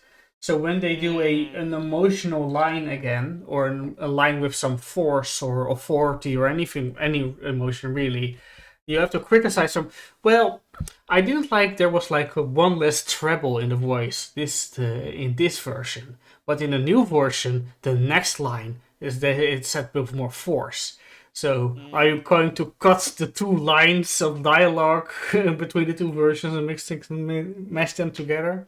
It's a very nuanced conversation at that point, and different, but it's a small scale of the version discussion. All right. Let's continue. I like to call Citizen Kane syndrome. Citizen Kane is often considered the greatest film of all time by film directors, professors, film institutions. It's kind of racked up a reputation as the gold standard of movies. And naturally, this builds up expectations for people who have never seen it. And if those expectations can't be met, then ultimately that thing is destined to be viewed as a disappointment. And it's kind of like what I was saying before. It's basically making my point about people's expectations and shit. Samu, I kind of alright, it's slightly away from this video again, but the reason why anime channels are seasonal is because seasonal things are more popular, gets more clicks, etc., etc. Therefore, people maybe are more inclined to watch seasonal shows because that's what their YouTubers do, etc., etc. It's not really a fault of the old shows and whatnot. It's really just the economics of and attention and the algorithms that push. Yeah, you got to follow the trends. Yeah, and because the YouTubers follow the trends, people might be more aware of the new shows. It creates kind of that feedback loop. Yeah, it's incentives and systems. So, but I do know there's a lot of people, a community of people that will, I'm going to watch this old show that aired like 2.5 years ago. What show aired 2.5 years ago? I already forgot. But, I'm going to watch that show. I'm going to watch Call of the Night. That came out like some time ago. Just for fun, just because I like it, just because I was recommended it. A Licorice Recoil or something. And then they watch it, and they do it independently, or maybe because it got recommended to them. Um, Maybe people they on see- maybe they YouTube see some watching clip- YouTube channels. They'll are- see some clips or some YouTube shorts or some shit. That's probably more Yeah. likely these days. I mean, I've watched stuff because I saw fucking YouTube shorts. And I was like, oh, yeah, that looks kind of cool. I'll give that a watch. I did that with The Pit. That's how I got into The Pit, because I kept seeing shorts from The Pit, and I kept seeing that one YouTuber guy who was the doctor, who was like, oh, yeah, how accurate is The Pit? I'm a guy that worked in a Oh, thing, the right? ER thing, yeah. ER guy, yeah. And he was like, oh, yeah, this is pretty good. And I was like, all right, I'll give it a look. And then I watched it, and I was like, oh, yeah, that was pretty good. You know? So I think nowadays, like, it's actually funny because, yeah, nowadays I actually feel like people are probably getting the punk edit / fan cam marketing. Yeah, like I think that is actually more effective than actually like anti-tubers, right? Because back in the day it's like what you were saying, you know, people would watch their anti-tuber or whatever, they'd watch Gigic, they'd watch Glass Reflections, they'd watch those kinds of channels, Podtaku, right? And those guys would talk about anime in the same way we talk about anime, right? And they'd say, oh, yeah, that anime is good. That anime is shit. That anime is great. That anime is bad. And people kind of got those opinions via osmosis, or like through other places like 4chan and whatnot, like A and whatnot, right? Or Twitter or whatnot, right? But nowadays, I think that, you know, in the era of like TikTok and YouTube Shorts and short form content, I think it's way more effective to just have like clips of the thing show up in people's feeds, and then they go, oh yeah, that actually looks kind of cool. What is this, right? I'll check. You know, the Punisher show, right? That was another one that I watched because I was seeing shorts of it, right? So I think that shit is actually effective because it's almost like a demo of the show in a sense. Like you get like a short clip from the show that's not like a trailer. It's not a curated trailer. It's it feels like, oh, this person thought this clip was cool, so they uploaded it. Even if I actually have my schizo theory is a lot of those accounts are paid actors by the actual like conglomerate corporations. Like it's actual advertising. I think part of it is actual advertising agencies. Secretly, Nametsu, I kind of think it's different. They are, you know, just uploading as many cool clips as they can to get the algorithm to give them money. They don't need marketers to pay them. No, I think that's part of it because for anime, I think that's part of it because I've seen. I'll tell you about this once I've made my point because it's funny. But there's but I want to make my point first, right? I think that yes, there is part of it that's organic, but I think that what's happened is those marketers have latched onto the fact that this works, and they've created accounts to do it, to push it more, right? Because I know, because what happens, because I know what I can tell. What's being pushed by the algorithm based on what, like I was getting a bunch of Andor shorts. I was getting a bunch of Mandalorian when Andor was airing. I was getting a bunch of Star Wars shorts for no reason, right? And I don't actually go on shorts that much. Like usually it's only every now and then. So my algorithm tends to stay relatively okay on shorts. So when I do start noticing, oh, I'm getting a lot more Star Wars than usual. Maybe there's, and then I see, oh yeah, that Andor season's coming out. I wonder if there's a push from Disney to have a bunch of shorts of Andor go into people's feeds, right? Kind of makes your noggin jogging. But the other side of that is, like you said, there's probably some Indians out there who are mass making uploading. these to make mass uploading these shorts to make money, and they're even like, so this is the funny thing I was talking about. I've noticed you'll have these clips, right? And so they'll have a clip, and then they put the music to the clip, right? And then what'll happen is one of these Indians will download the clip, put their own music on top of the clip. And then if you listen hard enough, you can hear the layers of music because they didn't they try to quiet down the music in the clip, but you can still hear it. So like they change the music to whatever the new algorithm music is, right? And then you just have, so it's a never-ending like fucking cycle of these people just like downloading the clip, change the music track, re-upload. Let it be noted that these algorithms build on the function. The longer you watch that short at I understand that. Yeah. You have to. You have to like turn off your YouTube history and test it. Yeah. It's definitely that is part of it. But I do feel like sometimes it's not just me, like, because I'll skip, well, most clips I don't give a fuck about, right? So I think that there is definitely some marketing push going on. There's definitely, like, I think marketers are very keenly aware of the like impact that shorts have. Also, at least on people Twitter, getting right? shit. There's this massive bias towards video in the algorithm. If I'm watching reading tweets about whatever, and I read 50 of them, or no, let's say normal, let's say 10 of them, 10 covering around the same subject, I click on them, I go through the thread, see the reactions, see the comments, and click on one of the comments and see, etc. Right, big engagement, right? How big of an engagement can you have with that? Then I accidentally leave a video on PUBG or whatever, a video of PUBG playing game, and I leave it on for like 1 second too long. The next time I go on Twitter, it's half of my timeline is all PUBG. It's so sensitive. It's terrible. Yeah. So yeah. Be wary of your algorithms, folks. But anyway.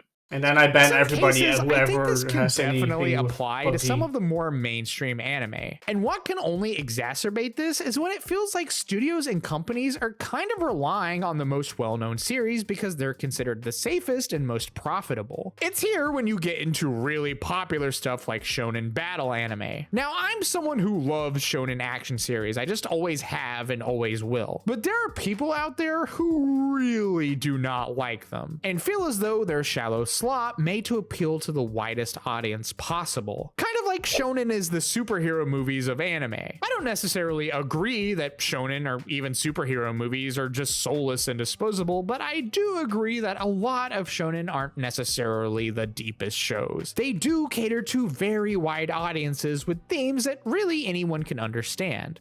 Stuff like friendship, hard work, and perseverance. And when so many series of this genre have so many overlapping elements and themes, it can begin to feel like they all kind of bleed together. And certainly not helping things is that these shows can be considered spectacles. I mean, they are action oriented, so a big reason for their existence is to thrill you with cool fights and set pieces. And it's because of this that many people feel as though shows like this are style over substance. They exist as exaggerated light shows. I know that's okay, because it's no Yeah. different from your slop romance, from your standard trope romance. This is no different from your drama, whatever. Well, I was going to make it to tie into the point we were making about shorts, right?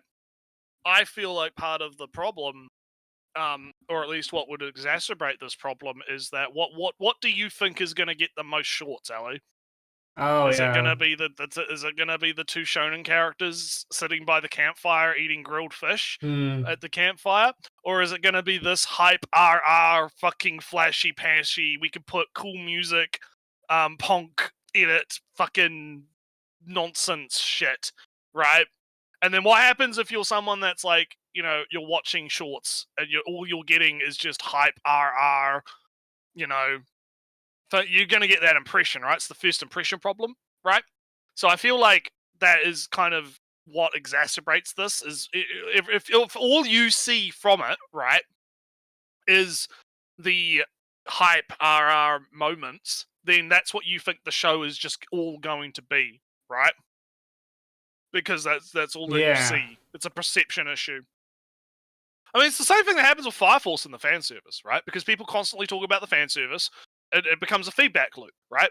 Because they constantly bring it up, and then they make it out to be a bigger deal than it actually is. Like, because it doesn't actually show up as much in the show as people make it out that it does, right? As I've gone over before. But because how do you go viral on Twitter? You just complain about fucking Fire Force fan service non-fucking stop, right?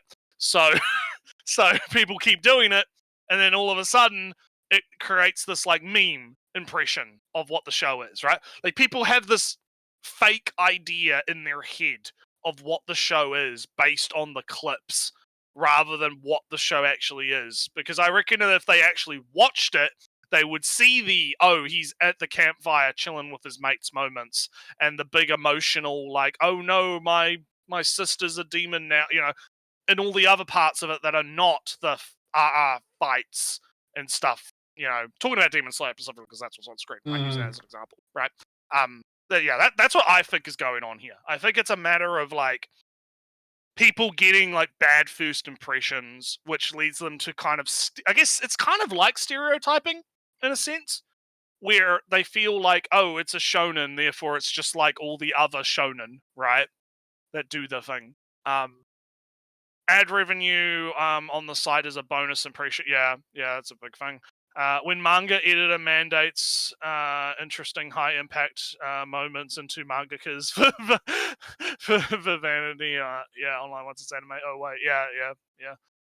That's another thing. Yeah, that's not talked about in the discussion. Is how the manga kind of plays into it. But let's let our man comment and see what he's got to say. Unless you've got a point. It's sometimes right because the famously, as everybody knows, of course, the fights in Frieren were a lot flatter in the manga than they are in the anime. I don't know how they look in the anime, but the fights between Lugner and Fern was flashy, dynamic, fancy scenes of this. You're just stepping slightly out of the way for the big fight, etc., etc. Very fancy, very cool. But I'm told that in the animates, in the manga, it's way flatter. So, right. Why did they do that? Is it to have fun? Is it to make it cool because they like it? Is it to get? Is it to maybe use the medium to its advantage? Is it all for cynical marketing? Maybe, yeah. Who knows? There was this, a while back with Mushoku Tensei when was it the Demon Empress Kiseki, a lot of K's in her name. Whatever. Kisaragi, something. Famously, her introduction, was a competition in the animation studio for who got to animate her in her introduction. So people tried and did their own fancy things, and somebody won, and there was some noticeable animation styles picked at that moment. Is that because they wanted to create viral media moments, or because they very much liked the character and wanted to do something fancy for it? A lot of options, and I believe it's too cynical, too much of a hater to suggest that anyone... Too much hate. To say that this is the cynical reason. Yeah. All right, let's let him cook. Character goes in favor of cheap audience thrills. And while I personally don't think this is entirely true, it wouldn't exactly be a lie to say that, yeah, action set pieces are a huge allure for shows like these. And in some cases, they might even use it as a means to cover up the fact that their characters and narrative just really are not that great. So I kind of get where certain people are coming from when they have these frustrations. And what only twists the knife is the fact that sometimes people feel as though that what they see as shallow slop is getting more recognition than a show they feel deserves it. All of us have a show or movie like that, right? Something you recognize as absolute peak fiction, but nobody else seems to, well, outside of your weird little group of Twitter moots. And that can be pretty frustrating, especially when you see people flocking in droves to something you see as far inferior. A great example of this would be the original 2000. My God, future site predictions. Let's go. We talked about everything before. I mean, he is pretty much just talking about my mud hut theory, right? People, you'll have your little mud huts, and then the mud huts fling shit at each other, right? I'm still missing, I guess, a little bit from how do you even know that you are talking what is mainstream? I'm still missing that a little bit. I mean, that's the thing we were talking about before. I would say Fullmetal Alchemist as a series is mainstream. It doesn't have the cultural influence. It obviously has, waned, right? But I wouldn't... I don't think that, it still has its point in history, right? it still had like if you talk to certain people, right, and you ask them, hey, I want to get into anime, they're gonna tell you to watch Full Metal Alchemist, right? Like that's gonna happen, right? It's this is why I, you know, kind of brought it up as be my example, right? Because regardless of if it's still being talked about in the current zeitgeist, it has it's like a historic linchpin. What's the term for this? It's like capstone or something, a cultural capstone or something. It was a cultural touchstone or something like that. There was a point in time where everyone collectively watched Full Metal Alchemist, right? It was a cultural phenomenon, right? That's what I would describe as being like a massive mainstream type thing. And, you know, I don't actually even know if we've had another one of those in recent memory, right? Like something that was so good, right, that it kind of just became ReZero, like this big thing. Well, no, because not everyone watches ReZero. I don't watch ReZero, so I don't hear a lot of people saying ReZero is. I never watched One Piece, and you know that's I don't thing. hear a lot of people saying that you gotta watch, you know, ReZero, right? Like outside of ReZero fans, like I'm talking like massive fucking appeal. Yeah, watershed moment. Yeah, Jake's kind of got the right cultural touchstones, watersheds, cultural stuff. Yeah, so I kind of like, you know, let's see what he says about it. I'm interested to see what he says. Maybe he's going to make my point. 2003 Full Metal Alchemist versus 2009's Full Metal Alchemist Brotherhood. Honestly, at this point, I feel like we can make a drinking game out of all the times I bring up Full Metal Alchemist. When it first came out, the original Full Metal Alchemist anime was fairly big. It's what you thought of when you heard the name Full Metal Alchemist. I mean, obviously, it was the only anime that it had at the time. But then here comes Brotherhood, the adaptation that's far more accurate to the source material and often considered to be far superior to the original anime. It upstaged the original and made it far more obscure in this day and age. I mean, it's basically Full Metal Alchemist. Full Metal Alchemist. While I do agree that Brotherhood is just a fundamentally better piece of content, I can understand. Oh my fucking Christ, you fucking zoom me. A fundamentally better piece of content. What a fucking sentence. Jesus Christ, dude. You could have just said, oh, it's a fundamentally better anime. Yeah. Why did you call it content, you fucker? Product, maybe even. Yeah, no, dude, I hate it because the way people talk like that is so dismissive to the art. I hate it. I find it fucking offensive. A little bit. Like you're gonna describe a fucking, like, are we gonna describe, I don't know, fucking the Mona Lisa as like content? The Mona Lisa is content, right? You go to the Louvre in Paris to go view the content, right? In the Louvre, right? Like, fuck off. Yeah, bold statement, but go on. Yeah, bold statement, but oh my fucking Christ, dude. What the fuck, man? I hate the way language has devolved in recent years. It's so fucking bad. It's just, don't fucking refer to shit you like as content or a product. Like do you think it's art or not? Right? Is what it comes down to. Right? Because if you view it as art, then you don't call it fucking content. Right? God. Yeah. Sorry, I need to recover. I need to recover from that. That was like a flashbang because I was like, because I do think there's an interesting because we had a little discussion about Full Metal Alchemist about Brotherhood. We already did the discussion kind of before we shot our load too quick, right? But like, there is an interesting discussion to be had about 03 versus Brotherhood and the fact that they are fundamentally different experiences, right? And that I actually, like, my hot take is that I think you should just watch both, right? And come to your own conclusion. You shouldn't just like only watch Brotherhood because that's the one that people say is the better one, right? You should watch both and you should come to your own conclusion about both. Because hell, I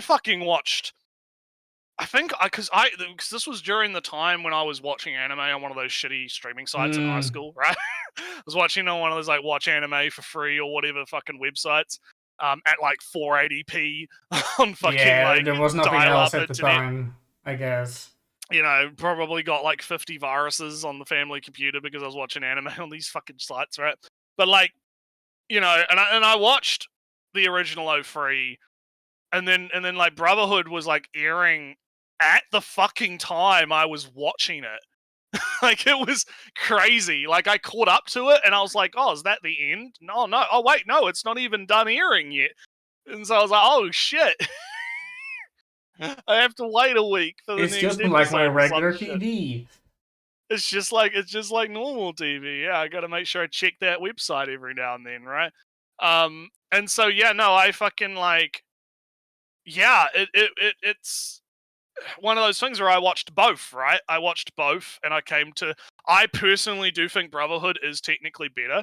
Like, I would agree with this guy that Brotherhood on a technical level is a better anime, right? But that doesn't mean that the 03 one is bad. It doesn't mean that the 03 one is like objectively worse or anything in terms of art, right? It's a different. It's like I said, I would describe it as a different experience, right? And you should experience both. You know, in a sense, what is it so bad that the original is kind of forgotten? Is it kind of the point of? I don't even think it's it? forgotten. Like, I think people do still like People have remember debate. it. People still debate this. Like, people do debate. Like, 03 is better, Brotherhood is better. They like the more grim kind of ending versus, you know, the more upbeat ending in Brotherhood, right? Slash the manga, right? Like, there's still like debates going on about this, you know. So it's not all cut and dry, in that regard. So, how do you feel about people referring to art museums as retro? Oh my god! Fuck off! Oh yeah, see, Ali, I've got to translate what I'm saying for the Zoomies. Yeah, you should consume both Brotherhood and the Boomer anime. 09. Yeah, you need to consume this Diddy Gooner anime. Because it's very good content, right? To consume, right? Just fucking God. Consume the Boomer and the Zoomer. The infantilization, or whatever the fuck you say it, of language fucking gets under my skin. I think that have some self-respect, right? Not only have some self-respect, but have some fucking respect for the shit you're talking about, right? Like, come on. Holy shit. Okay. Yeah, sorry, I gotta calm down. I'll let you, have you got a point so I can chill? I don't, chill not out. at this moment.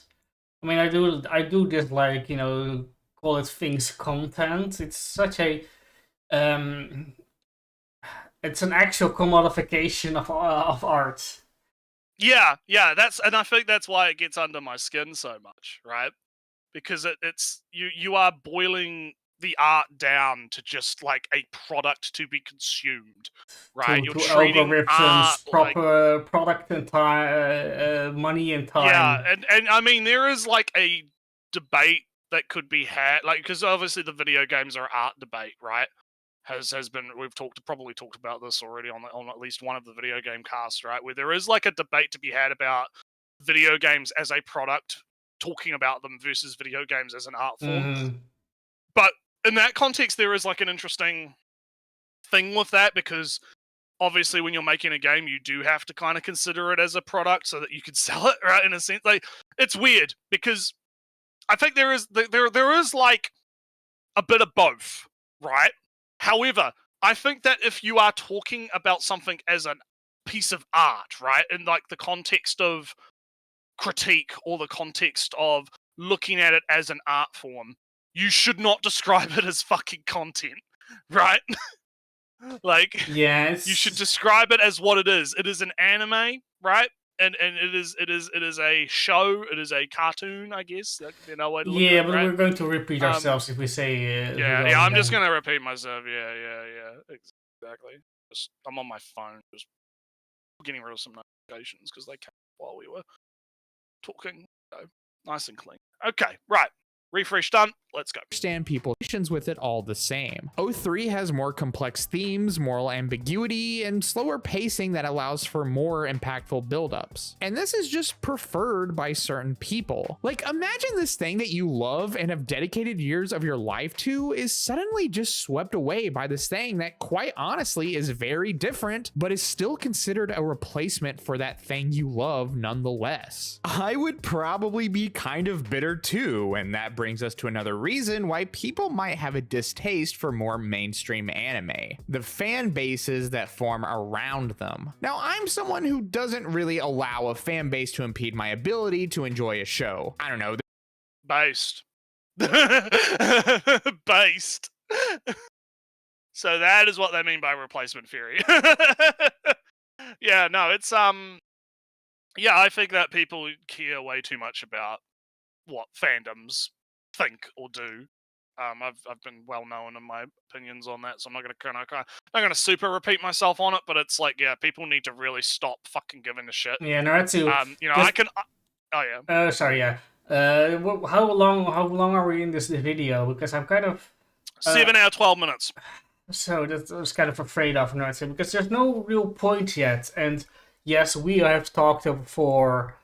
Yeah, we have had good discussions. We are talking yeah. for like 2 hours now. Yeah, yeah. But he should have gotten to the point already and explained what the problem actually is, because unless he even if he starts right now, he's kind of too late.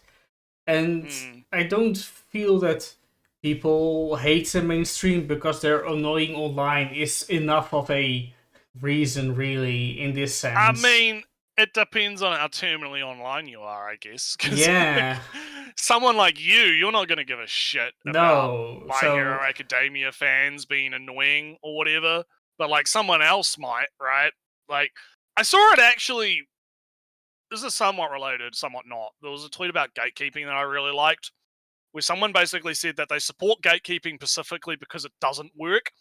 Because when you think about it, if you got gatekept because someone was an asshole to you, right, about like a thing, and you actually stopped engaging with a show or a piece of art, right, because someone was a dick to you, then that is actually a skill issue, right? Because it's not like that person can physically stop you from watching or playing or getting into that particular hobby, right? Or thing. So if you let that get under your skin and you do actually, like, you basically let the asshole win, in a sense, right? Like, it's an interesting perspective on the debate, I guess, right? That I hadn't really considered. Yeah, it doesn't actually work, but it does work because people have skill issues and do let, the opinions of, randos on the internet dictate what they get into and what they don't get into. It's very, very interesting. Very, very interesting perspective on it. And I think it ties into this, right? Where, like, yeah, like, I'll use My Hero Academia as an example because that's something I watch, right? Or like something I've kept up with anime-wise, not manga-wise, right? Yeah, the My Hero Academia fanbase is fucking dumb.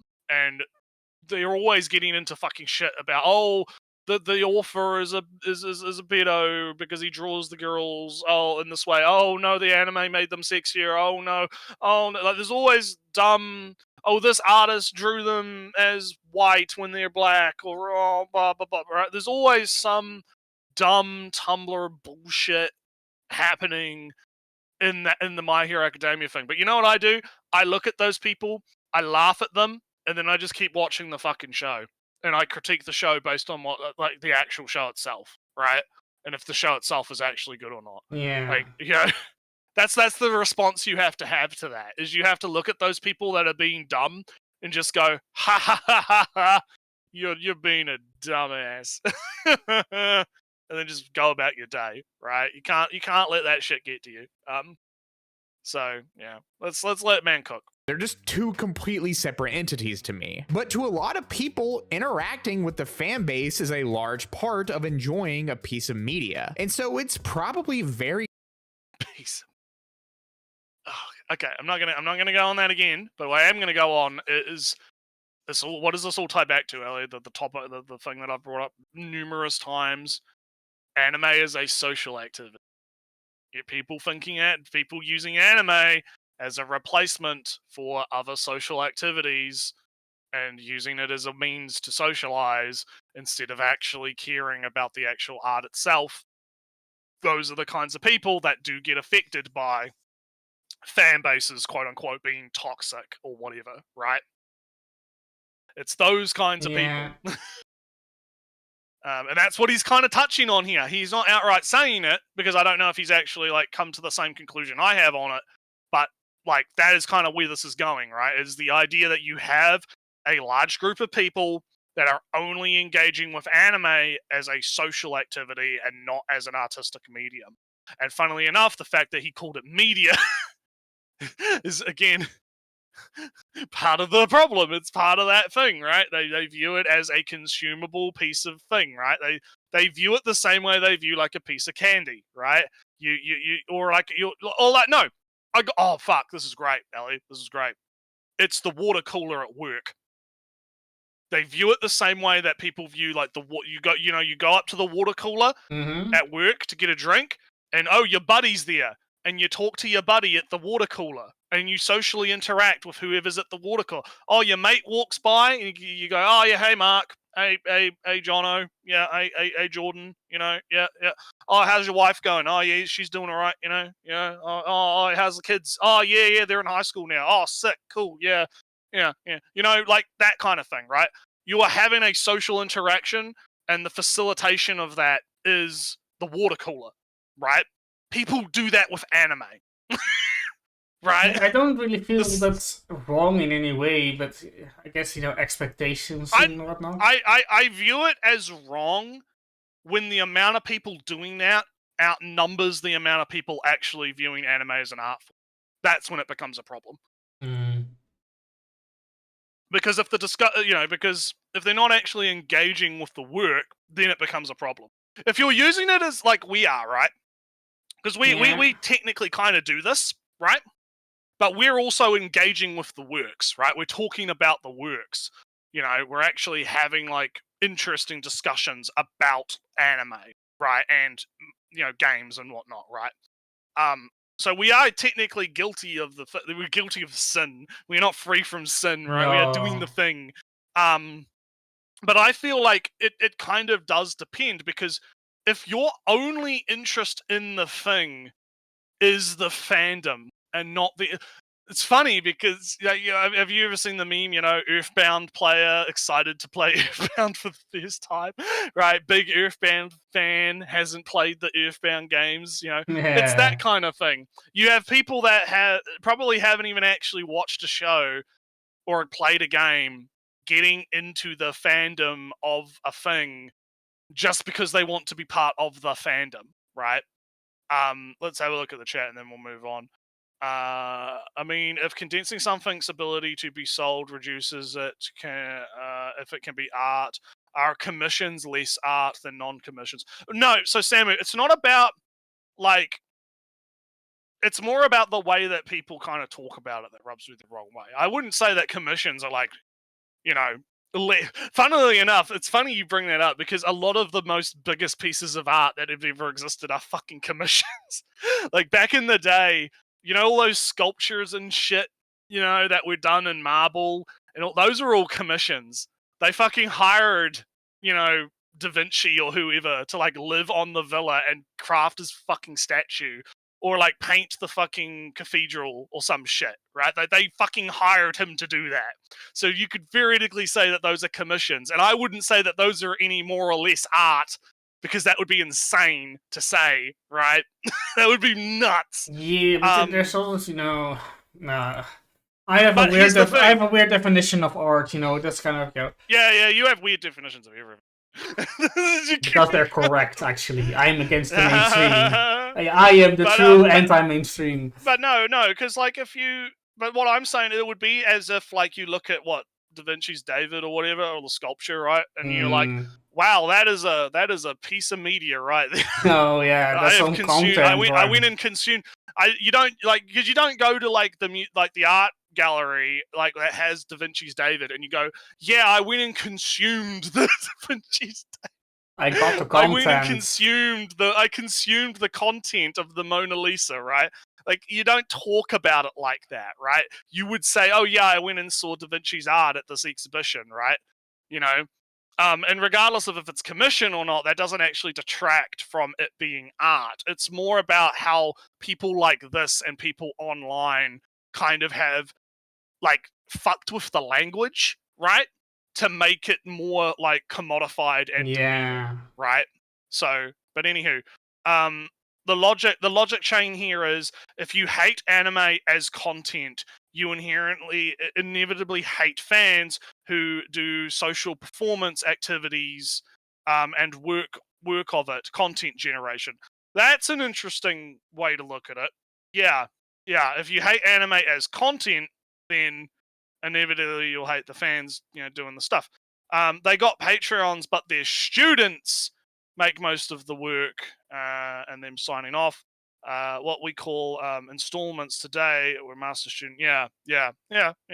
Interesting stuff. But anyway, Back to video. Natural for people to associate these two facets of fandom together. To give you guys an example, we talked about shonen earlier and how certain people perceive it as shallow slop to appease the masses. And while I don't necessarily agree with that, I wouldn't be surprised why someone would think that, because yeah, there are shonen fans who primarily only care about the fight scenes and will judge an anime based entirely on them. And there's nothing wrong with talking about fight scenes or even having that be the thing you enjoy the most. I can just understand where people's frustrations are coming from when it feels like other important things like narrative and character are being thrown to the wayside. It would be like watching a food review where the reviewer only talks about the presentation and not the actual taste. Another gripe that comes into play is the conception that if you were doing unboxing and you never unbox the game,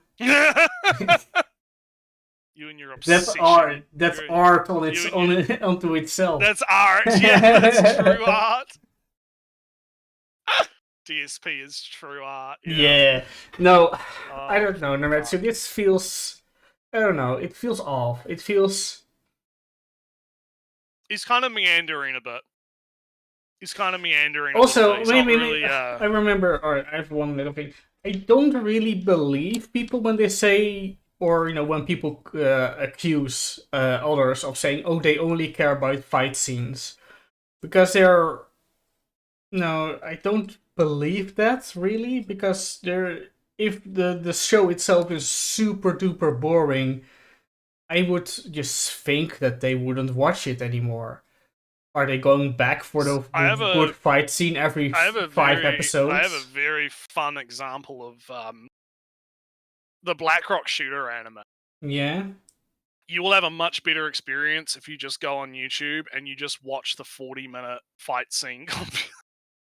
But yeah, but because the rest of it is actually like, I wouldn't say it's boring, but it's not great. Like the actual like drama aspect and the teenage girl shit with Blackrock Shooter anime, I was never into that. Oh, excuse me. Ooh, that's what was loud right in the mic. Yeah, that was a loud one. That's the gas is coming up. So I think there are examples where you could have an anime where the only like redeeming quality of it is the fights, and you could talk about that. But I think it just comes back down to the perception thing, right? I think it comes back down to if you see a bunch of people, if all you're seeing is people going on about the RR or hype fight moments, right? That's gonna give you like the wrong impression about the thing, right? So yeah, I think it just all kind of comes back down to that. And this guy's kind of, like I said, he's kind of meandering a little bit. I feel like he could have probably like talked more about what we're talking about with this idea of like. Not that we're not meandering, of course. Not that we're not meandering, yeah. But like the idea of warped perceptions, right? And that being a reason why people, like here's an interesting video, right?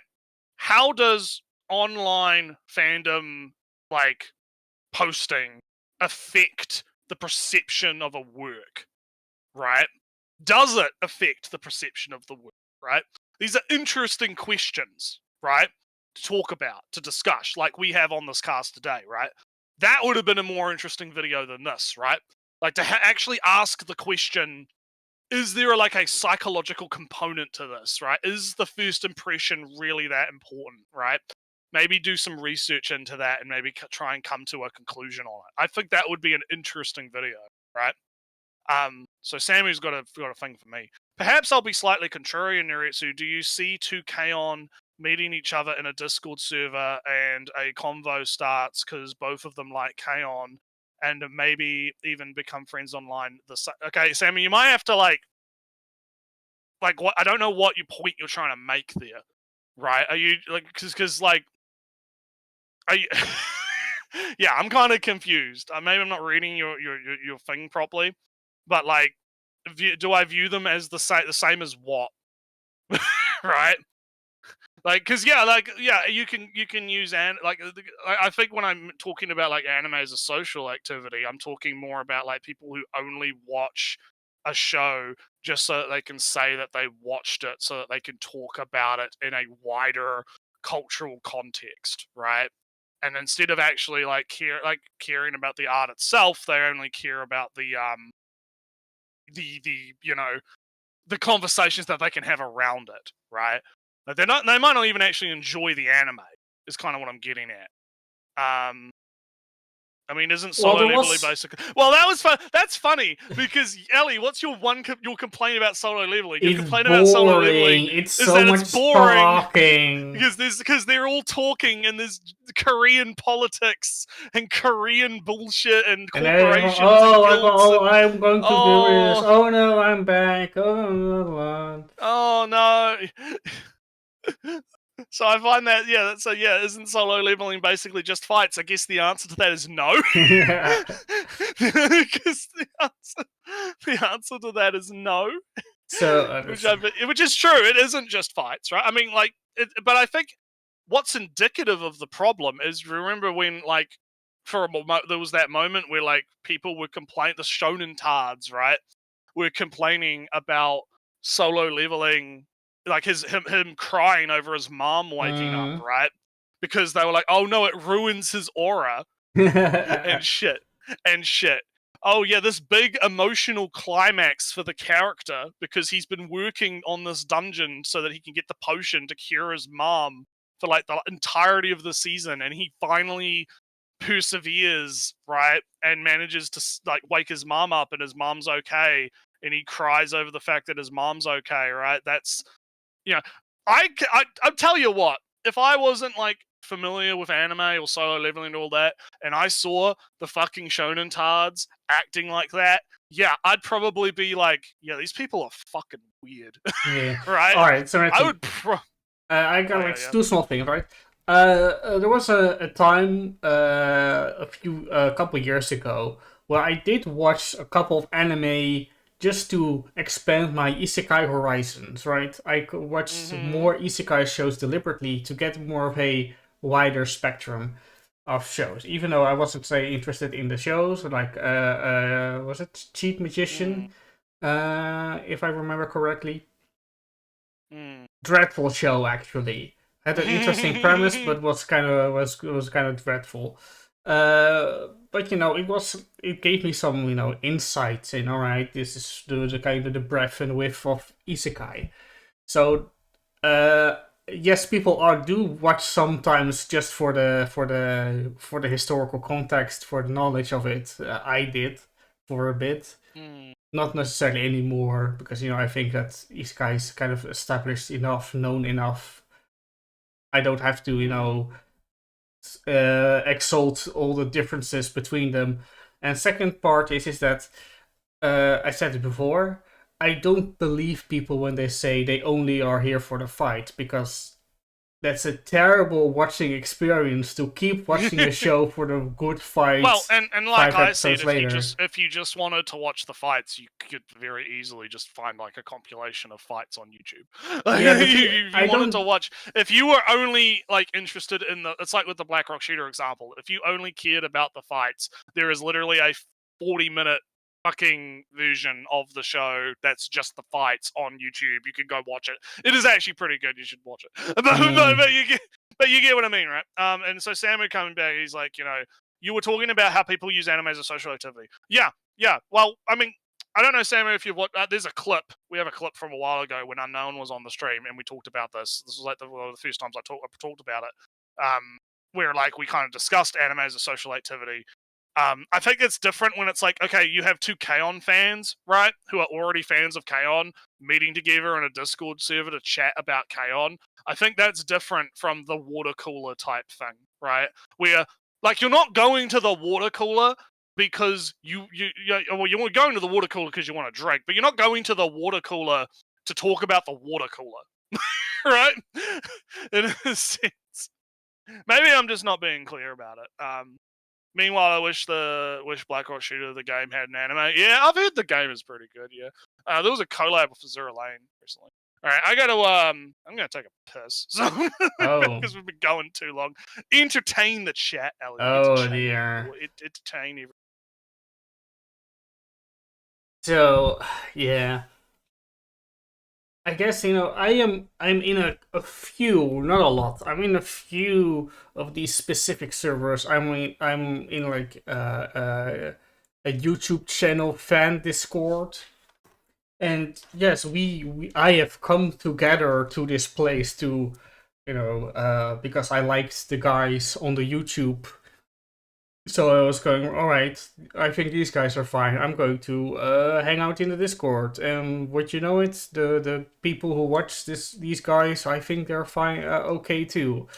So I have chats with them, and I can recognize a couple of them, and another one. And what you know, I share a friend code, and we played Mario Kart World together, and I guess that is how it goes. And I don't see how this would be any different for a K-On! Or other anime Discord. Did you entertain the chat? I did. I talked about how. Are you not entertained? How I slowly warming up to somebody in a fan Discord channel, and how we could become friends. In the same trajectory as the K-On! Oh yeah, if you only watch it for the plot, just go watch NSFW. Anime as a social activity. The point was treating anime as strictly a social experiment is in poor taste. The anime fans who reference or drop gifs of their anime as signals to other fans, and they start talking in a similar vein to you. I've seen a lot of people just reference random anime in a Discord chat, and then it triggers someone else to start talking about it, and a convo starts from it. That's basically my question. I don't know. Maybe I have to like compartmentalize my point on that. Because I think what you're describing is different to what I'm talking about. Because I think I'm talking about it in like kind of a normie sense of like.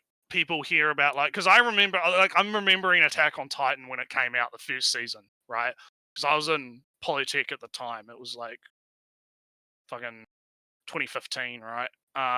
When I was in higher education, right? Around 2015ish, right? And like I was like, there were people in my class that were just like, oh yeah, Attack on Titan is this cool thing. Right, everyone's watching it. Everyone, you should watch it too. Everyone should watch the thing, right? Everyone should do it. And it kind of felt like they were not like talking about Attack on Titan in terms of like the actual show itself. They were just talking about it because it gave them something to talk about. If that makes sense, right? Like it becomes less about talking about the actual show and more about talking like using that as like an excuse to start a social interaction. Yeah, Jake says, I see Samu's point of view here. It's in the lines of tourism. Yeah, kind of. Yeah, the tourism discussions kind of tie into it a little bit. Like, I think there's a difference between fans doing social interaction type things, like, triggering the gifts and talking about the thing and and kind of what I'm talking about. I think we're talking about like a different type of social interaction. and that's kind of the problem. Yeah, it's not that we're having a movie night every evening, and the movie is not really important. It's hanging together. Yeah. And we both like the same show, and I'm going to keep watching shows so I can keep talking with the people who watch shows. Me about the show, yeah. Because if I were to stop watching anime completely, suddenly we are having half the show we usually would. Yeah, So- yeah. Exactly. Yeah. So there's a small incentive for me to keep watching shows, so we have more, so I can talk longer to Naretsu. That's Yeah, a yeah. social. That's our social reason to keep watching anime. Yeah. Exactly. Ellie did a great job, Naretsu. I'll give you food after the stream. Oh, food just before sleep? I don't know if that's a great idea. Okay, well anyway, we got a few minutes on the video, so we should probably get back to it. Fans are just bandwagon hoppers. People who don't really care about anime in general, only the absolute most popular relevant series. Or even just one specific show, like Allison from high school, who always told me that anime is for kids and that my Naruto headband looked dumb. Oh, but now I see you posting on your Twitter about how much you love Jujutsu Kaisen. I hate you, Allison! I hate you! Second time, it's not as funny. I'm not a fan of the joke, but I get what he's talking about. Mm, Because there is this like feeling of like the people in high school that like called you a resentment. I nerd. know. Get Yeah, get over well, this resentment. They called you a nerd, and then now that anime is cool, right? Now that anime is the cool thing, they're getting into it. But The way I view it is, I don't have a resentment over it. I'm just like, ha, I was right all along, you dumb fuck. Naretsu, but you know the truth, Naretsu. You were the nerd. This doesn't Yeah, this but I doesn't don't- change I don't- history. I don't fucking care. I'm just like, yeah. You I were the fucking- nerd, Naretsu. They were right to call you a nerd. I don't care. Yeah, but like you said, I don't fucking care. Well, I don't even remember half of the shit that happened in fucking high school. You know, like I think there's a big problem of people that are like stuck. They've got arrested development, right? They're Mm. stuck in high school. Kind of comes back around to that whole discussion about like people wanting, like they want to have anime with adults, but they don't actually want to have anime with adults, right? Because they're what's actually happening is they are stuck in the high school mindset, but they've aged, and they recognize that they've aged, and that the ages of the characters in the anime are not my age anymore. You know, ooh, big insecurity, big ooh no, oh no, we need to change this. They need to change this. We need more anime with adults, despite the fact that there are anime with adults that are literally fucking airing this season. But okay, you know.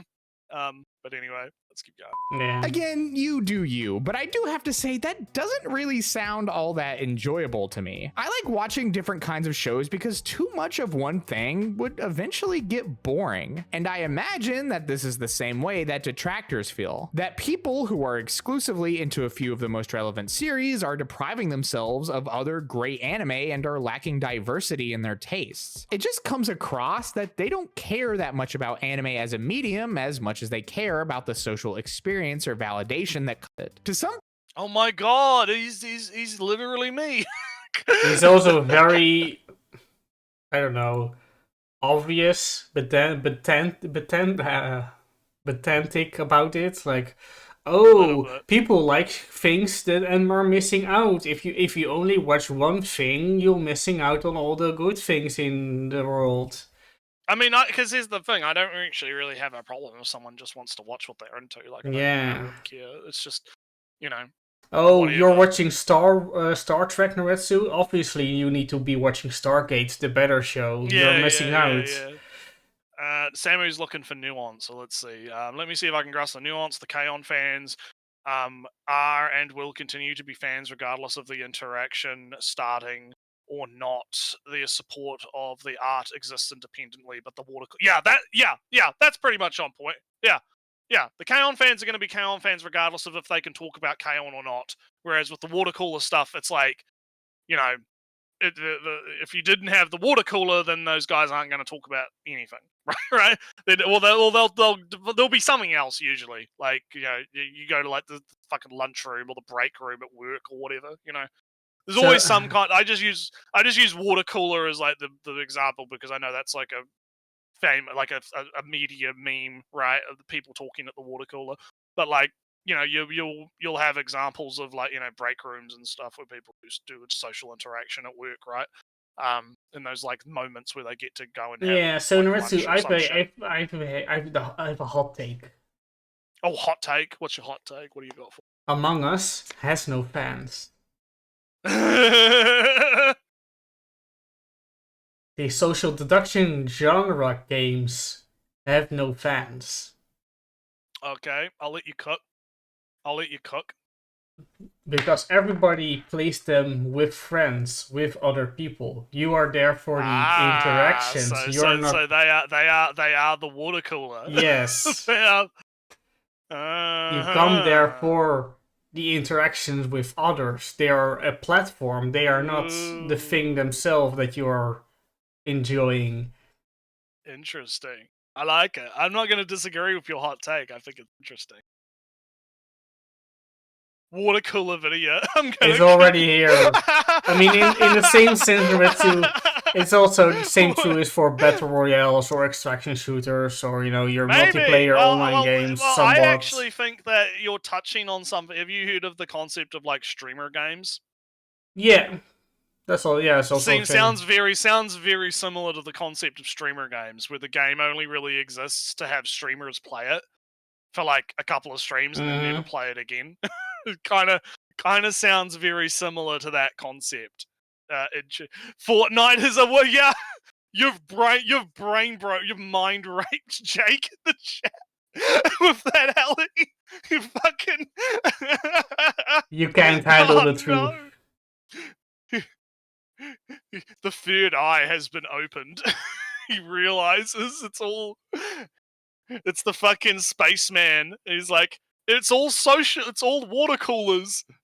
It always has been. It always has been. Truth nuke. True. It's you know, in some genres are more susceptible to than others. You know, fighting games are much less susceptible. We're just kind of joking around too. So it is a fun. It is an interesting idea though. I would like to look more into that because I actually think that would be an interesting.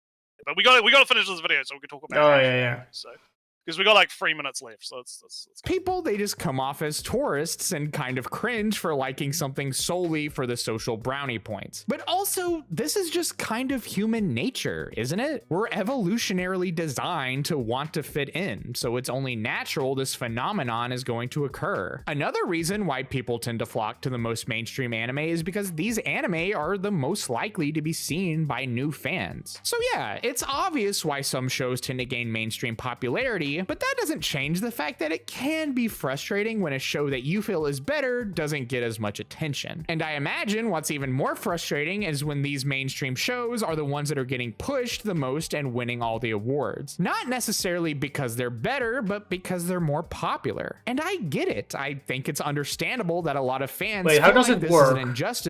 How does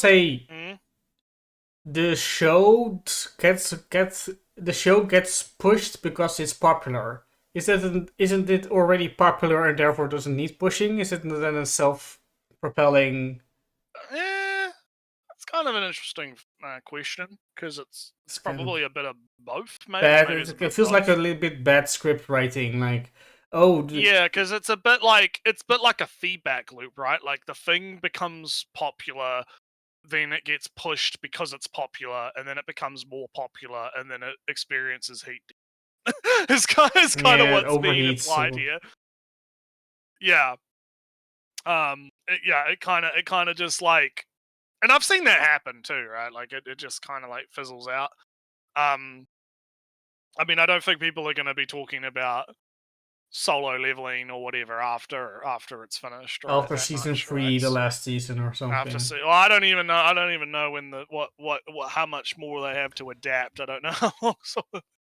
Maybe they'll get another couple of seasons out of it, but But like, well, you know, yeah, it's kind of interesting. But let's keep going. This to lesser known shows that are just as good, if not better. While I can sympathize with Oh, hang on, Magician of D's got a good one. I'm pretty sure Crunchyroll partially funded solo leveling, so especially in this case, they had a reason to. But yeah, that's enough. That's like the part that the guy should have probably seen. Like, I think that if we were doing the script writing for this video, instead of like talking about it's popular, therefore it gets pushed, I would be talking about Crunchyroll, you know, being involved in the like committees and stuff and funding things and pushing things, right?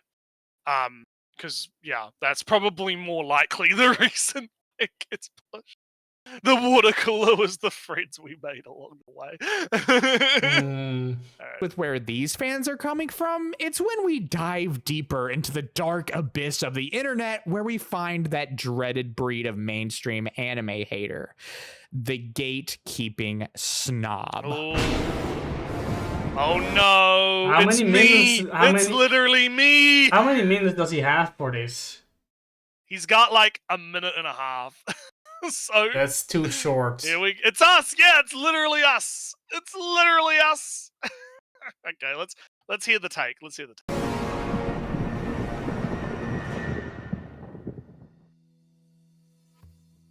It's here that we can observe this species of fan in its natural habitat, waiting with bated breath for any mainstream anime thread that pops up, ready to pounce on unsuspecting fans, hurling insults at them for every opinion they have. No, Demon Excuse me, it's not insults, it's slurs. Get it right. We hurl slurs at the Normans. Okay, alright, I'll stop memeing. Let's go. Demon Slayer is not a anime. Luffy is annoying and stupid. Dragon Ball is lame, and Goku isn't even that strong. This is what they live for, grasping with their Cheeto-coated fingers for anything to make themselves feel superior as they sit alone in their mother's basement.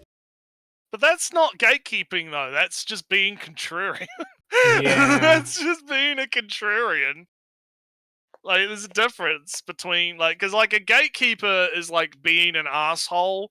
Because, again, looping back to what I was saying about gatekeeping before, they're being an asshole because they want to skill issue someone out of getting into something, right? They want to mind fuck someone into not getting into a thing because, oh no, the community is toxic. You see this with Blue Archive a lot, right? Because the you know, you have the Lolly Bros versus the Yuri fans in Blue Archive. There's this like civil war going on over there. I'm not involved in that because I don't play Blue Archive. I mean, I'm familiar enough with it and I watch the and whatnot, but I'm not like super invested. So I'm just watching like, you know, the missiles get flung at each other, right, over the fucking border. And I'm just watching that shit go down. It's like the footage coming out of Israel with the people at the wedding. And they're having their wedding, and you see the missiles coming over Jordan, right? That's me with the Blue Archive drama shit that's been going on for the last few months, right? Because, and like, part of it is like, yeah, they're just being bigoted and an asshole because they view those people as wanting to change the culture that they have established for their fandom, right? So and it's all fandom bullshit. It's all gay, right? It's all dumb, gay, fucking nonsense, right? Oh no, let me cook, Samu, because I'm not saying gatekeeping is necessarily bad, but the issue here is this guy's not actually describing gatekeeping. He's describing contrarianism. Like, just being like, you can maybe be a contrarian to try and gatekeep, I guess, but to me, gatekeeping is a much more like direct, you don't fucking belong here, get out of my neighborhood type thing, and not a Luffy is boring, Goku is lame, right, type thing. Maybe I'm off the mark, but that's kind of my thoughts on it. Yeah, Like, it's different behavior. It's different behavior, I guess, is my point. But anyway, let's see. Yeah, Let's see what he continue says. on. In literally any form of media, there's always going to be people who see hating on the most popular thing as cool. That being contrarian and going against the flow inherently makes them smarter or better for whatever reason. I mean, there's people that hate the fact that anime in general seems to be very well known in mainstream media nowadays, as opposed to a few decades ago when it felt a bit more underground. And as someone who lived in a time when anime wasn't as well known, yeah, there was something inherently special about the fact that it felt like you were part of an exclusive club. That this was a thing. I don't necessarily like this is a popular mentality I see from people that are anti-gatekeeping, or the idea of like viewing it as like a special club, right? I don't think it was because it was a special club. I think it was more, it had more to do with kind of like what was actually being made and pushed, in a sense. Because as much as we like decry the commercialization of it, as it's gotten more popular, it has gotten more commercialized, right? And that does dictate where the funding starts going. Like we mentioned before with Crunchyroll, right? They funded Solo Leveling. Why do you think they funded Solo Leveling, right? What drove them to make the market decision to think that Solo Leveling was a good investment, right? To invest money into, right? And I think that there is it's less about like, oh, we were part of the exclusive anime club. We had this like maybe for some people it is that, because again, social element. But I feel like what it more has to do with is the fact that there's this feeling that now that anime is getting more popular, it's becoming more like the edges are getting sanded off, right? You can't more people don't like it's. God, it's funny because I think we brought up before the show like Joe's new video. If you guys haven't watched Joe's video on Akihabara, you should definitely go watch Pause and Select's video on Akihabara. It is fucking fantastic. It is a really good watch. And in that, they kind of talk about how Akihabara has changed drastically since COVID, right? You no longer have a lot of the same kind of stores in Akihabara as you used to.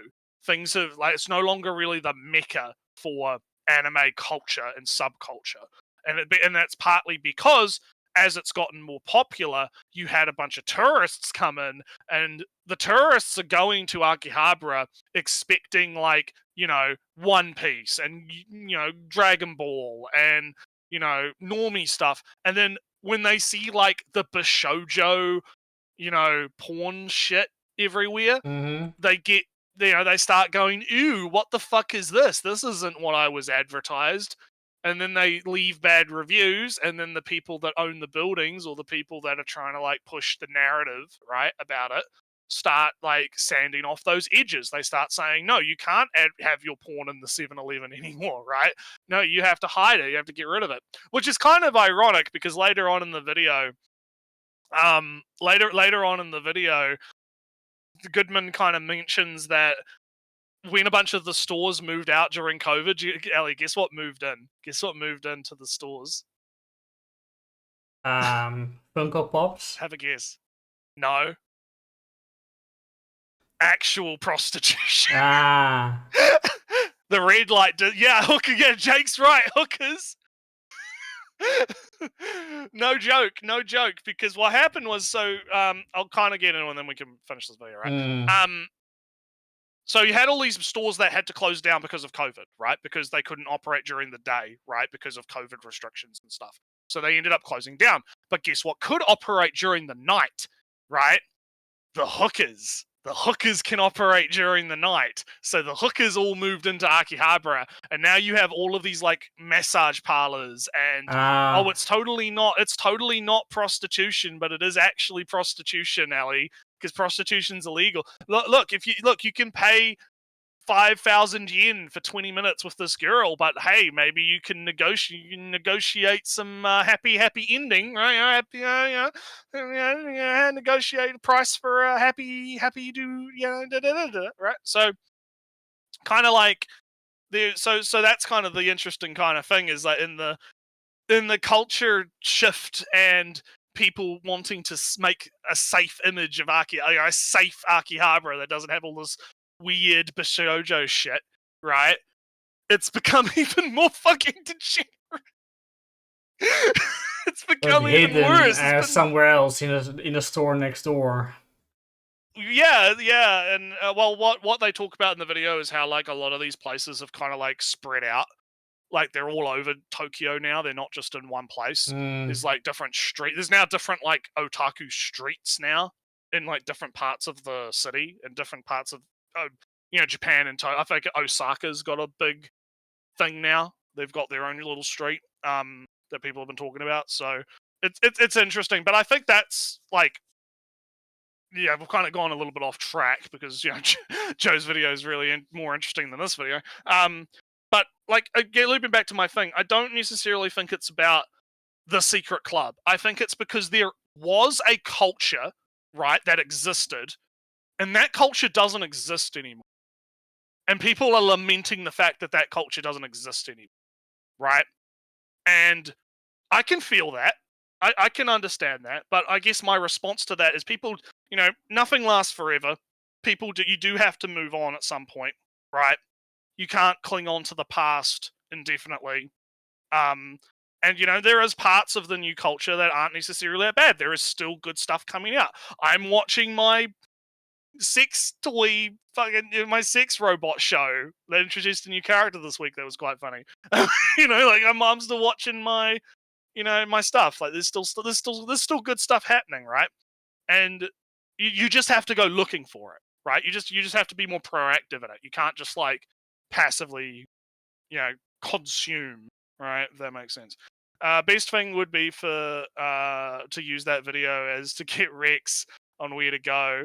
Now as a fan of anime and manga, now that Aki is gentrified into a hauntological attraction. I don't know if they get too into. I think they talk about a little bit about it. Like, there's like different bars you go to now, and then there's otaku that are at the bars, and you have to ask them where to go to get shit. But anyway, I don't know if you've got a point. No, not necessarily. I haven't watched the video yet, and I do want to watch it. But yeah, you gotta watch it because it's really good. It's a really good video. It's about an hour long, so it probably wouldn't be good to watch on the show, but it is a fantastic like dive into the history and how Akihabara has changed. And you can lament the fact that it's changed, but that's Oh yeah, he does literally name drop several things. Yeah, he does. You're right, actually. But anyway, yeah, let's get into it. Let's talk about. Actually, looping back to it again. What he's talking about here, the contrarianism. I don't think it's gatekeeping. I don't think it's gatekeeping.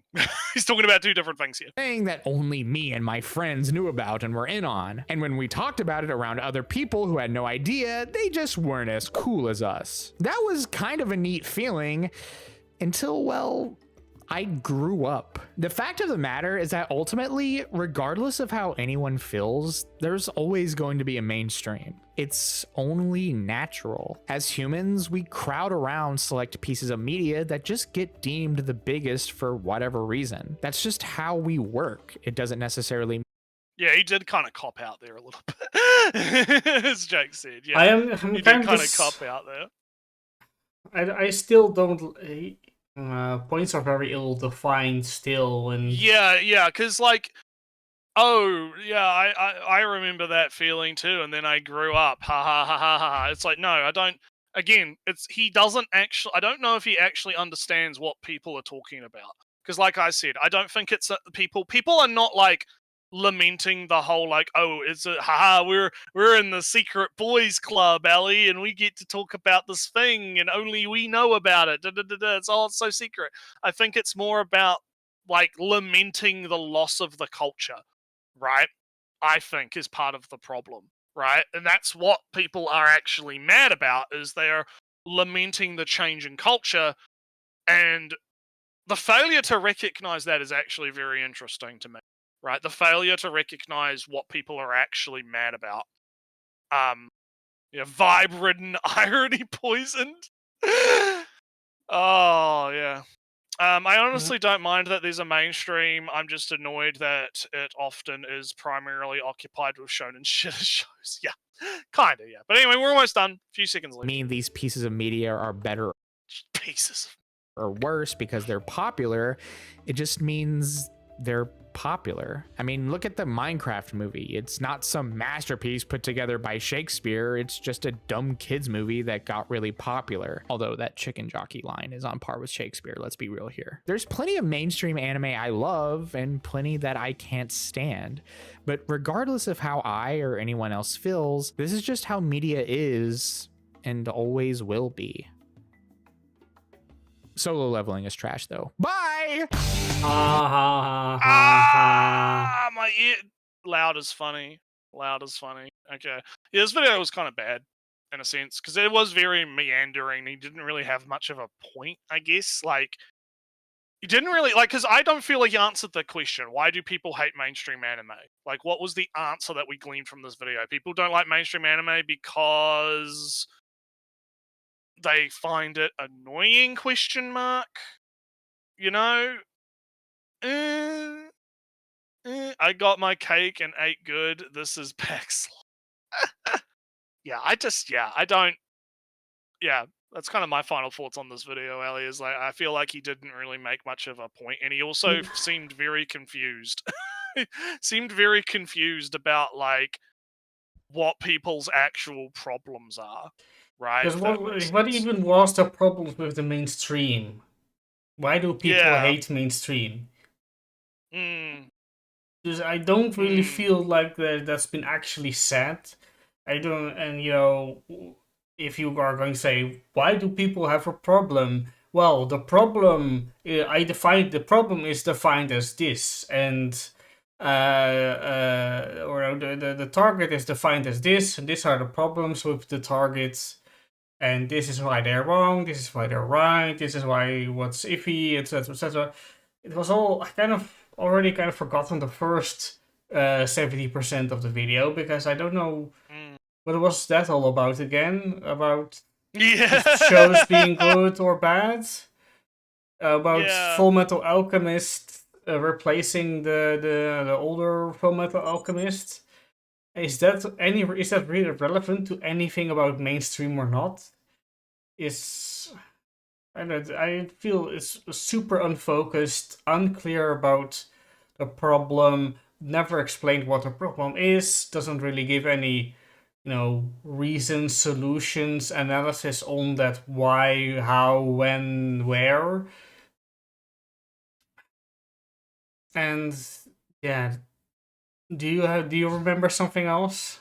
Not really, no. I think we had some pretty good conversations throughout the video, but that's about Yeah. because the video was the water cooler, right? The video was literally the water you're cooler. not going to make this a thing, are you? No, well, I mean, it depends. Is the chat going to make it a thing? How many water coolers out of 10 do we rate this video?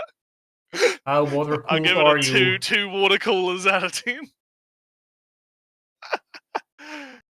But it helped start a conversation. Like, shut the fuck up. Yeah, yeah. You're getting most of the video just shows. There's no real red thread that made it coherent. Yeah, that's kind of the problem. Like, he just kind of meanders around, which is part of it. You give it Jonestown, Jonestown out of 10. All right, well, shall we talk about actual anime? Yeah, let's do some actual anime. Which type of shows? Which are for? Just bring up whatever. I don't care. We'll go from whatever. All right, this one. Let me see what comes up on my once the delay happens. Secrets. Surprise. Oh, good. I can talk about Rock because Rock was fucking great. All right, talk about Rock. So we've had like we're in the final arc because I think we've got how many episodes? 2 episodes left because the future episode. And so the setup for the final arc is kind of okay. We had our big Rock show.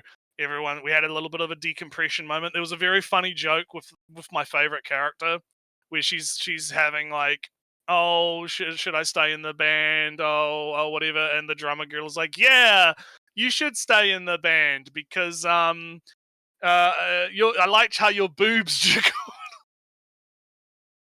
Ballad, of course. I was talking about it with Full and Lolly in the VC of another server, and I took some screenshots that I can actually, if you want to get your screenshot thing booted up, I can. Hey, it is I booted can up. bring Let up. me go Let to me grab them. Let me correct. grab my. Yeah. Here we go. Let me just get Discord open on my other monitor so I can. So yes, images for streams. So yeah, so you had they were having a conversation, and she's like, yeah. I'll wait for you to tell me when it's shown. my Yeah, I image, and mean, then I'll post I the have second the image. first one. Let me go over here, then open up. Whoosh. Open up the thingy-mabong. There you go. There you You're go. my favorite. Yeah, so she's like, because this was such a great joke, I wanted to show it off because it's fucking funny. Because she's like, "Oh, yeah, you're my favorite, Miss Tina," and then she's like, the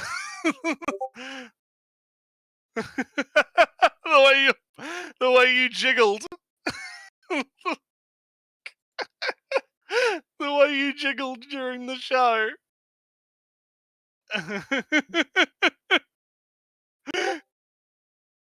Seeing it right, it was very mesmerizing, Ellie. It was very mesmerizing seeing her jiggle.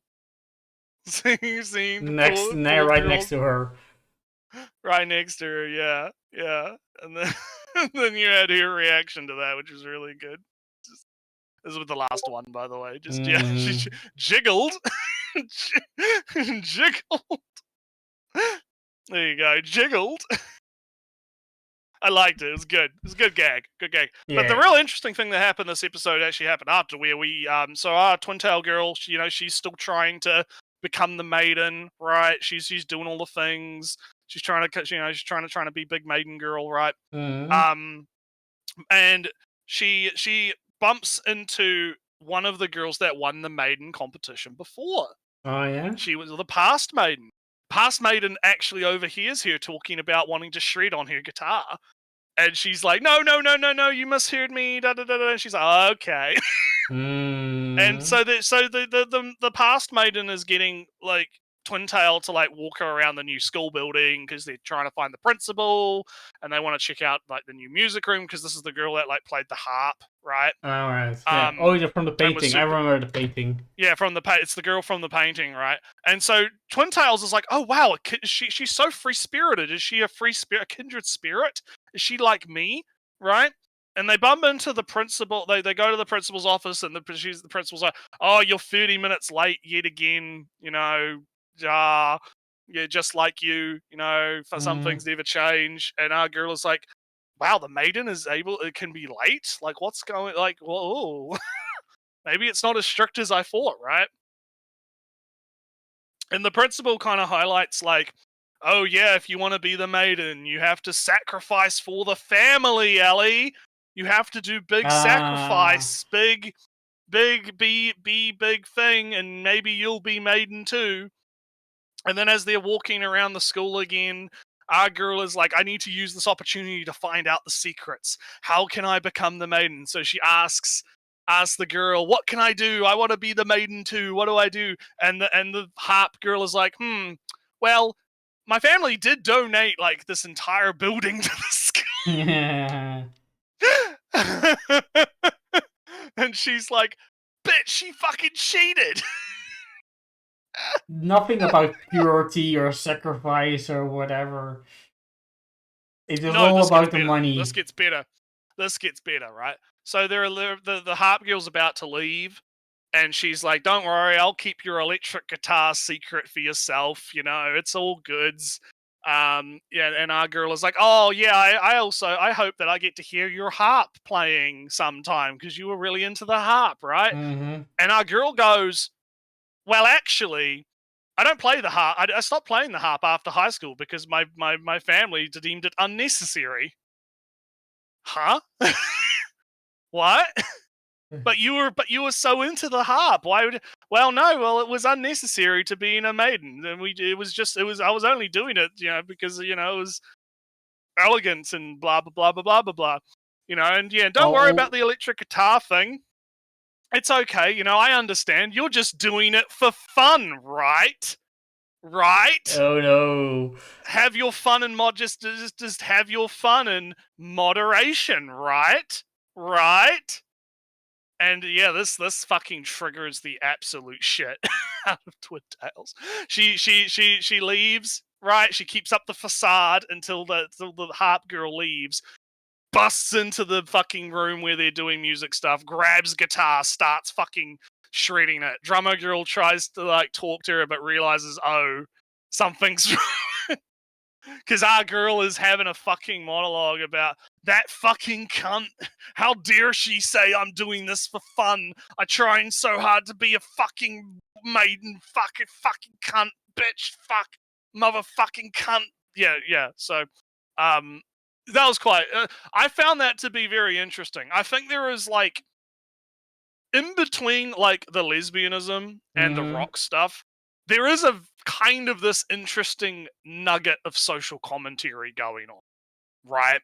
This interesting nugget. Yeah, I mean, I saw that from like the first episode when it was like family, the school motto. I forget what the school motto was, Naretsu, but yeah, was it like, you know, women have to be such and such and so, and then the first thing that she's pretending, and the whole thing of all right, the theme of the show is everybody's just pretending to be the perfect woman, the perfect, and it doesn't exist, etc. And it's everybody has their own everyone ugly, has neat, personal. Their thing, yeah. So I find that kind of interesting, right? How there is this sort of nugget of social commentary like in there, but it's not really like you get like little glimpses of it, like in this episode, right? Where it's, you know, kind of focused on a little bit more than the last few episodes. The social commentary of kind of like, this is the ideal, like, how society, not just society, high society, right, views what a woman should be, what a maiden should be, versus, like, the reality and what, like, you want to do, your freedom, right? That kind of thing, right? And so the ending of this episode kind of sets up the next arc for the next two episodes. They got called back to the venue. And they were like, "Oh yeah, you're going viral online. We want you to play at this venue again. People online love you, right? Yeah, come back." But there's a boy band coming. The boy band is coming, Ellie. Oh, The pretty boys are coming in to ruin the lesbian show. I don't think the lesbian ship will be threatened by a boy band in that sense. Probably not, no. Well, I'm interested to see what happens with the dynamics of it. It's going to be kind of cool. I wonder, Ellie, are they going to do a big sexism? Maybe. We'll see. We'll see what happens. Yeah, social commentary, maybe? Maybe. The show has been full of it anyway. Yeah. The only other really fun thing that I'll talk about with this is, so we got also, because we've kind of been glossing, because obviously we didn't talk too much about the last few episodes because of, like, you know, the Game Award, or not Game Awards, but the gaming shit. And we kind of, like, quickly went through anime really fast, right? But there was a really good joke with the silver-haired chick, where she, after the show, she sees, like, the drummer girl and the Twin Tails, like, throwing slurs at each other. Right after the show and abusing each other, and she's like, "Yeah, I'm gonna stay in your band as the bassist. This is what I want to do. I want you to abuse me too. I want you to abuse me." And the drummer girl is like, "Disgusting pervert." And so the silver-haired girl is like, "No, I didn't mean it like that. No, I'm not a pervert." It's fucking great. Good. I like the character dynamics. You have the hard ass, more skilled silver-haired girl who's secretly a bit of a pervert inside. You have drummer girl who's obviously, the main spearhead of the operation. You have Twin Tails who's obviously doing the whole double life stuff, and then you have the insecure, big booby blue-haired girl, right? Who's lacking self-confidence and using the rock as like a self-confidence booster, right? So there's interesting stuff going on in the show. I actually really like it. I really have quite enjoyed Rock as a Lady's Modesty so far. I'm quite into it. It'll be interesting to see if they nail the ending. It'll be very interesting to see what they do for it. But other than that, yeah, good stuff. I'll let you talk about something now because I got. Yeah, I'll talk about the ninja show real quick. Yeah, how's that going? Because people keep saying it's really good, and you keep saying it's really good. It is really good. It is again. We kind of. Have you ever watched something of Sayonara Setsubo Sensei? I didn't watch it, but you talked about it. Oh, okay. I fuck- No, Back in it's the day. kind of swings in this jokey absurdism to suddenly sincereism, super sincere, and you know, people have suddenly realistic worries, and then suddenly they are ninja and assassin, just killing people because they can and turning things into leaves. Right. So when in the previous episodes, Inventor Girl got injured because of what Ninja did, and now she's in a wheelchair, and you know can't walk. Both legs and arms are in casts, broken. So you know, Naretsu, funny joke, haha. Next episode, she's fine, right? No, she's still invalid. She's made homeless because the whole house got turned into leaves. So, by obligation and responsibility, Ninja Girl is now taking care of her.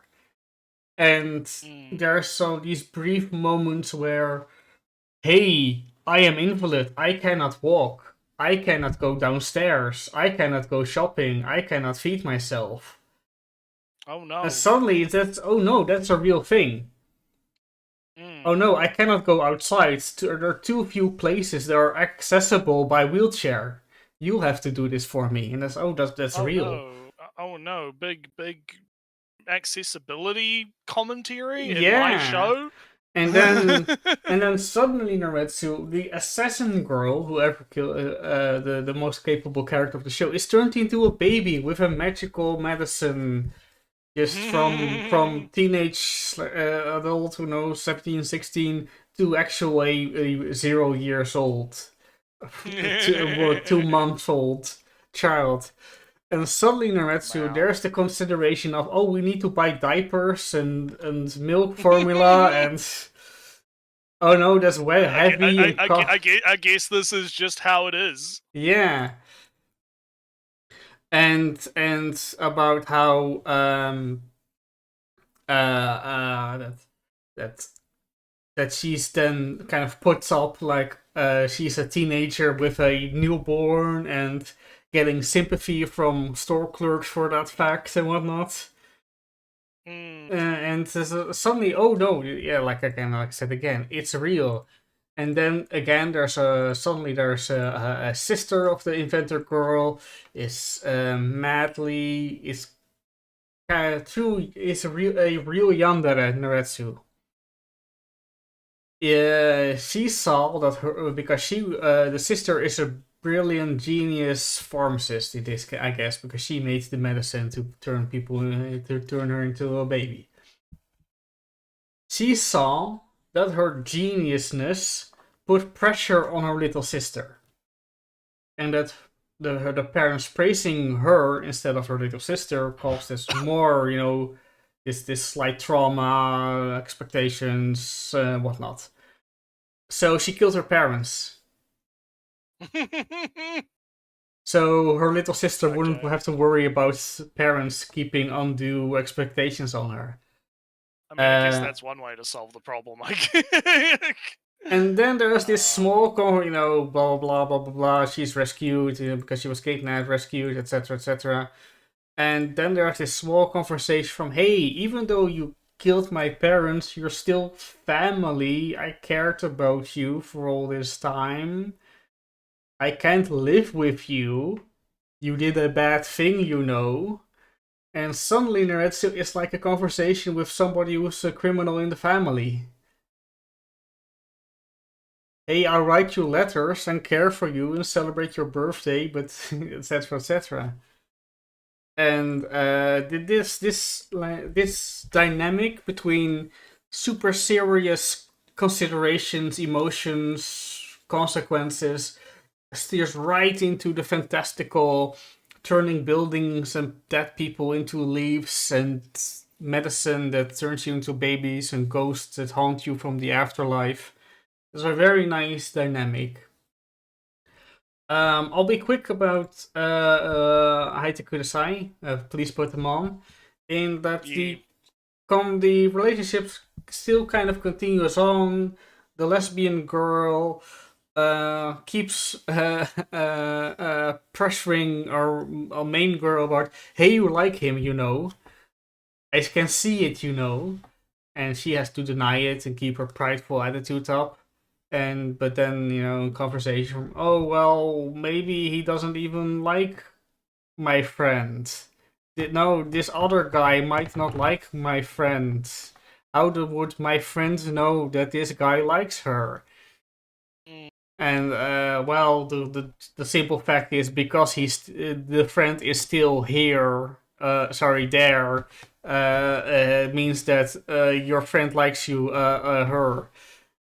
And, you know, next level up, they're kind of getting more of an appreciation of each other's feelings. This last episode, number 2, there's the finale. I can feel it. I can see it. There's going to be a play at the high school. Cinderella story. And she, of course, as big boss queen, is Cinderella. But who will be the prince? Oh, it's going to be a super popular guy who is in the OP but never seen until this point. Is he going to be the prince and kiss the pretty girl? No, our wimpy main character is also in the running for the position. That's where the episode ends. So, slow progression of the relationship continues. I skipped over every moment where she's naked, imagined, or suggested, or... yeah, because there's probably quite a bit of that. Detailing a scenario where she's in a dojin scenario where she's forced to in some sexual situation, etc., etc. Well, speaking of funny sexy shows, the Sex Robot Time. So I actually have to kind of remember, because there's like a reason they go. So they try the 3D printed part to fix her leg, and it doesn't work. So they have to come up with something else. And they were like, oh, why don't we just like go back to where your house was? Maybe there's like a manufacturer's thing where we can figure out where you were why don't we just go, like, literally, why don't we just go back to the factory? Right? Yeah, factory. Oh, but there's no like ID tag anywhere. We don't know where the factory is. Well, why don't we just go back to where your house is? Okay, and then they go and try and find the house, and it's like, wait a minute, why is there's no house here anymore? It's a fucking bridge and a river. What the fuck's going on? What happened? And so at this point they're just fucking around at the river for some reason. And while this is happening, the twin tail Fujoshi, right, is like, oh shit, it's him. He's blackmailing a child now? No. Wait, they had a child? They had a child? Because obviously the lolly girl's with her now.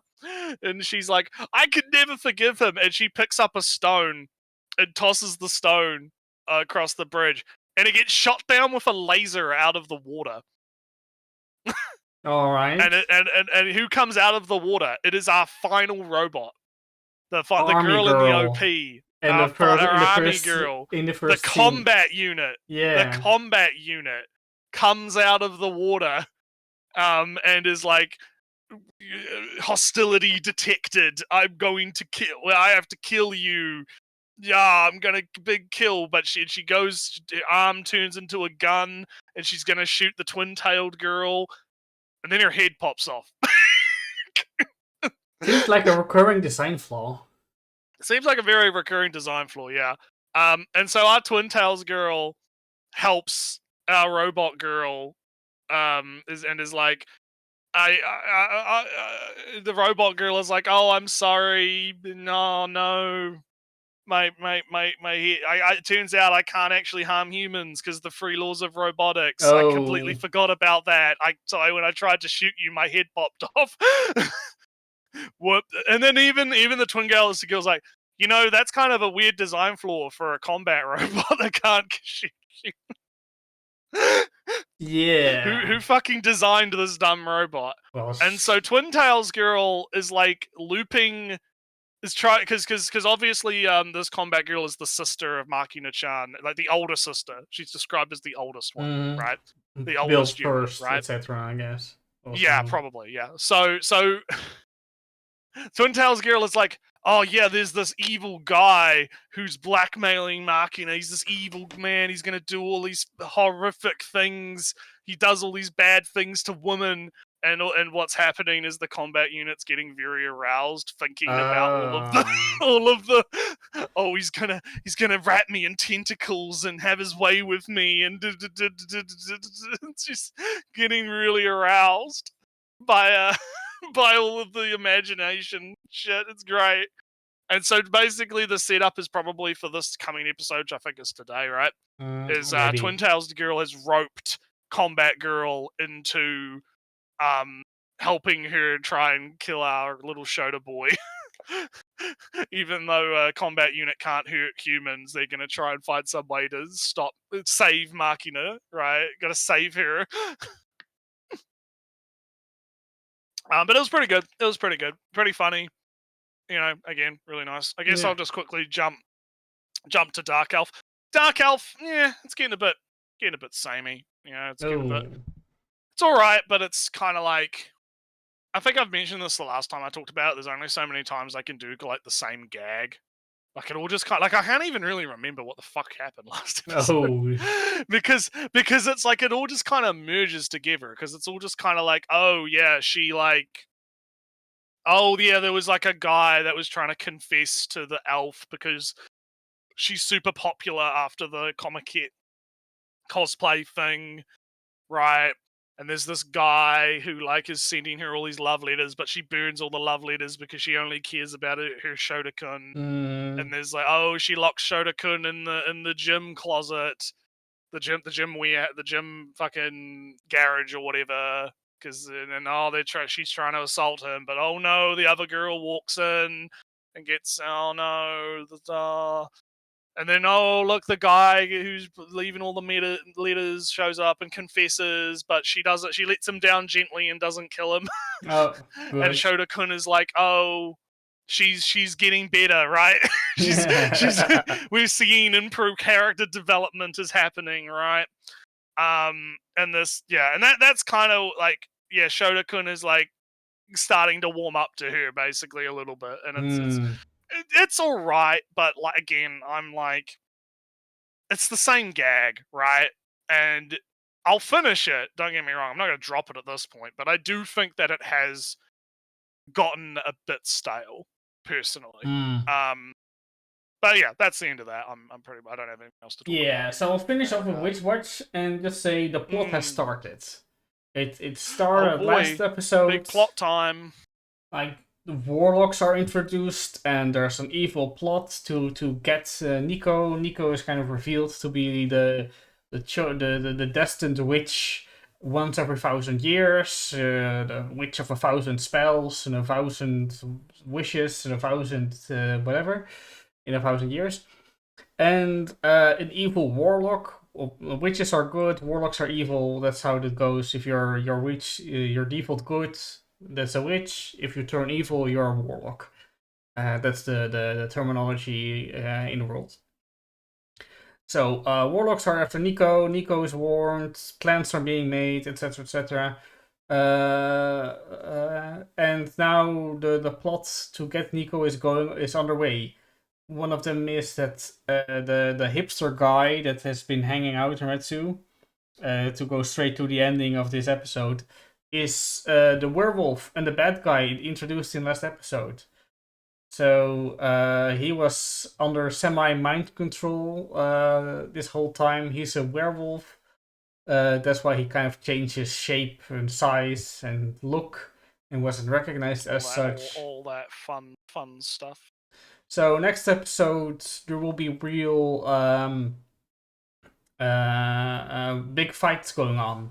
Big combat, big sneaking around. There was a little bit of Plot fights is this episode. real. Yeah, the plot is real. Yeah. Big plot. And that's the kind of the most important parts of it. Plots happening. Combat will be occurring. And we'll see Combat is slated to occur. Yeah. in the next episode in 6 days or 4 days or whatever the episode is or coming. whatever. Yeah. Anyway, let's Combat do time. something. Oh, I'm not in OBS. Yeah. Well. Click. There we go. So, And let's have a look. Let's have a look. Shall we do Ranger? I guess. Yes, Go sure. reverse order, maybe. We'll do Ranger, and then we'll do one of yours, and then we'll do Quarks, and then we'll do one of yours. That's probably a good way. We can flip flop between. Yeah. So Ranger is getting kind of interesting again. I getting if I kind may of a little talk bit, maybe. If I may talk anyway, I do, like I said, like way in the beginning of this episode, 2 hours ago. Sounds about right, at least minimum. Where I really feel there's like I can see where chapters end and begin, but it only takes like 30 seconds for a chapter to begin and end in this episode. So I'm feeling it's really compressed. Like It's feeling a little bit compressed, yeah. So when Blue the new Blue shows up, and he says, "I'm here for the money," right? Then our small first lieutenant girl says, "Fuck that! I'm out of here. We can't rely on him." Then 30 seconds later, basically, he shows up anyway, even though it doesn't make him any money, etc., etc., and he defeats the big boss. He saves everybody, and then there's this trust built I think up. you're an episode ahead because I haven't watched today's episode that just came out. Oh yeah, that's right. I'm talking about today. Nah, it doesn't matter. It's not a big deal. I'm up to Yellow Guy. I'm talking about Yellow. The fantastical game world thing. Yes. Yeah. Because basically what happens is the two guys. Well, basically, our man D is basically like, you know what? Fuck this shit. I'm gonna fight everyone. Yeah. I'm gonna fight everyone. I don't fucking care anymore. Fuck all of you. You're all fucking retarded. And he just starts indiscriminately, like, he fights one of the monsters and saves a ranger, and then he tosses a brick at the same ranger and bashes him in the head with a brick. I liked it. I thought it was funny. But basically, two of the pro monster. Okay, well, I guess we should probably say, yes, it was all a fucking ploy. It was all bullshit. It was, we're going to turn everyone into monsters. Monsters are the next form of human evolution. We need to turn people into monsters, right? Partially, at least. Partially, at least, yeah. Big lore spoiler, I guess. It turns out maybe the monsters have always been humans the whole fucking time. Maybe the Rangers created the monsters, is somewhat implied by Yellow, right? So there are a couple of things, right? One of them is that the Rangers have been making their own threats. Yeah. And by turning, humans into monsters and then defeating the monsters and go, hey, we are so cool, we are necessary for the world, give us money, give us attention, give us fame. Yeah, give us all the big stuff. Yeah. Meanwhile, they because they are so oppressive, they create their own opposition. Yeah. And that's kind of come to a head. Yes. In what's happening now. Yeah. Yes. Because they're so oppressive, they are deemed so dangerous to the world that people go to extreme lengths and turn themselves in. They're so lost faith in the Rangers. They go, damn, the humans are better than the monsters are better than this. So we're going to do partial. We're going to be partial monsters, and we're going to do this and that, and then without the Rangers, it will be a better world. Yeah, something like that. Yeah. And so this all kind of comes to a head, and so they inject themselves with the serum, but what do they turn into? They turn into the boss monsters. They start turning into the one boss dose monsters. is like half of the transformation. They get the powers Yeah. but keep their mental One of mind. them, so one of them is the snake. One of them is the snake guy that was killed earlier in the season, the illusion guy, and the other one is one that I don't think we've seen before. Kind of like a mermaid type Octopus is octopus. I don't know because it's all supposed to be the Zodiac, so I'm not sure. Yeah. I'm not sure what one that one's supposed to be. I guess, but yeah, it's one of them, the Zodiac ones.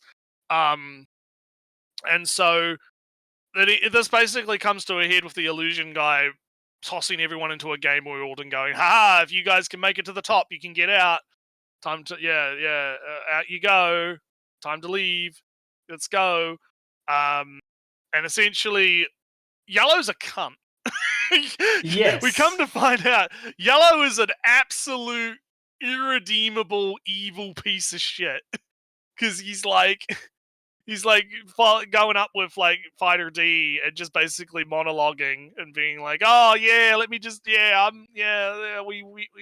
created this monsters and stuff, yeah, big science, right? Big science. This is super cool."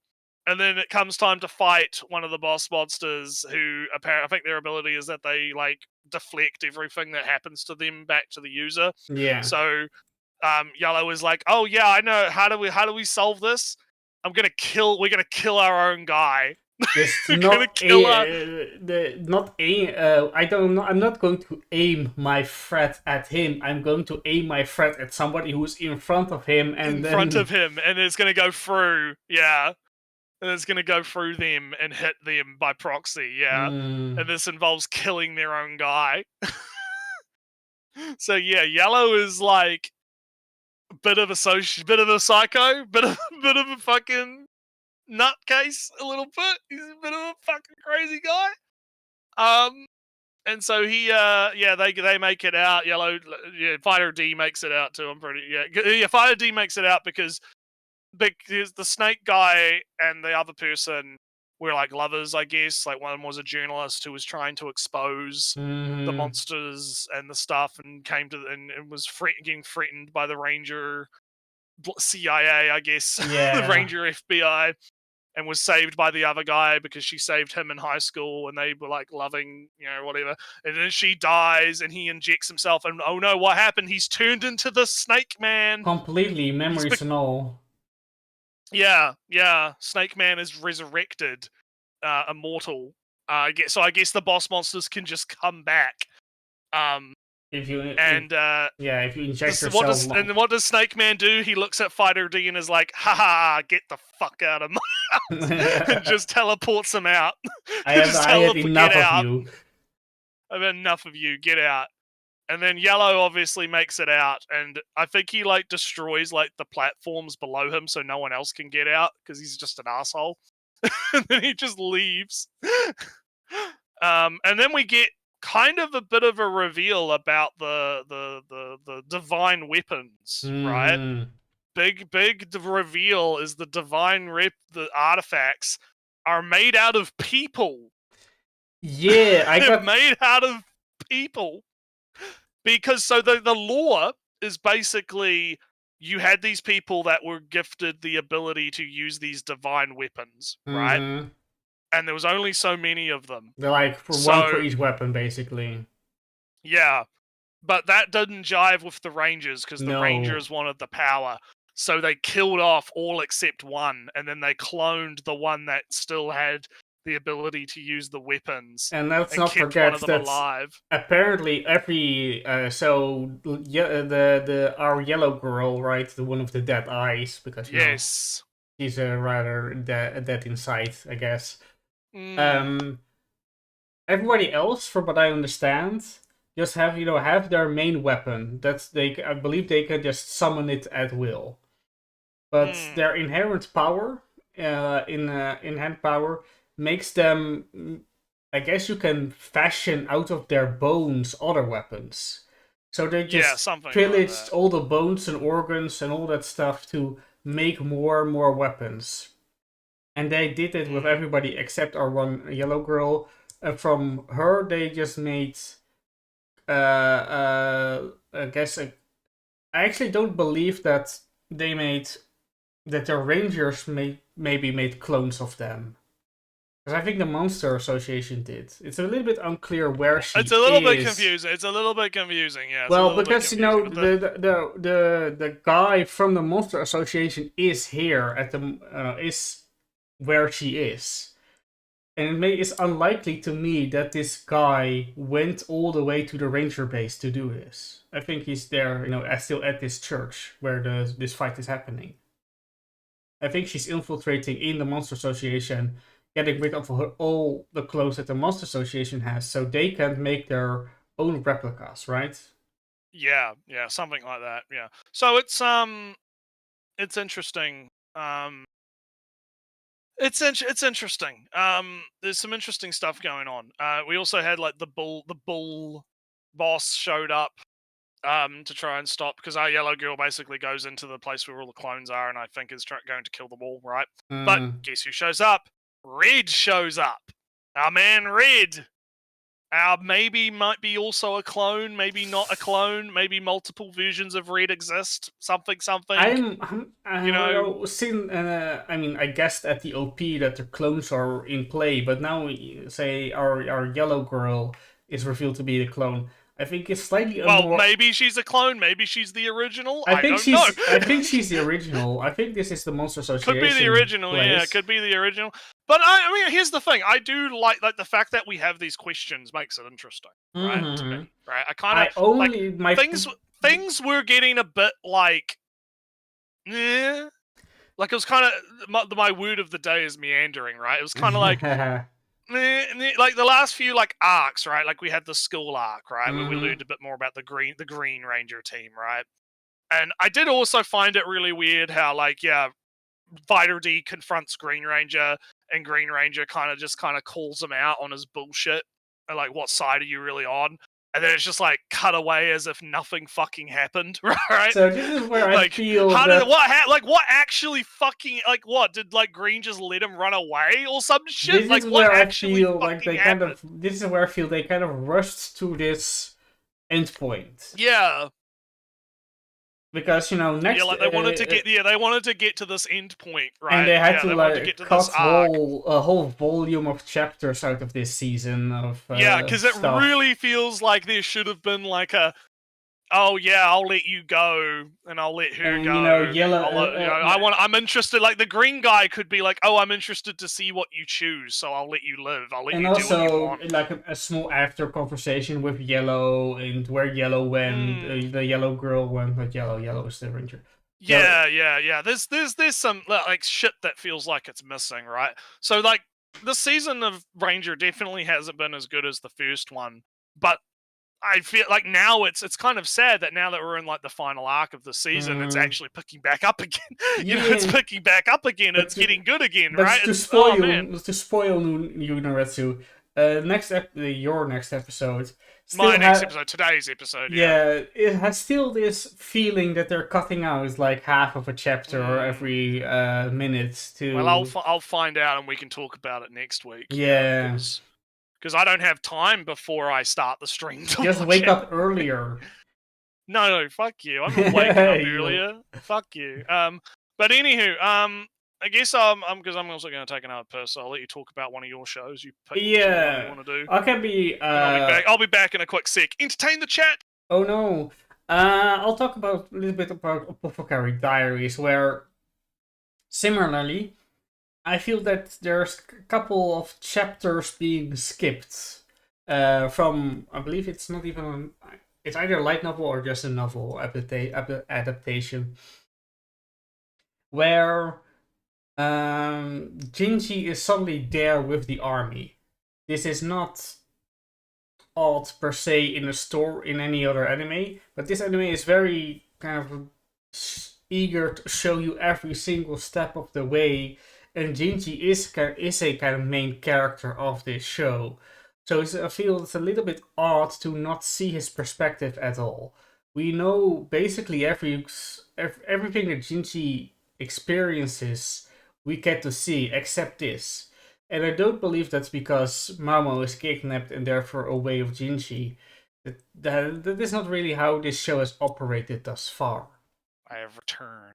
But all that adaptation. Oh yeah, later, Jake. I see you. Yeah, don't worry if you about left it. already, but later, whatever. All right, you go. You go. You're all out. You're excused. Yes, you're excused.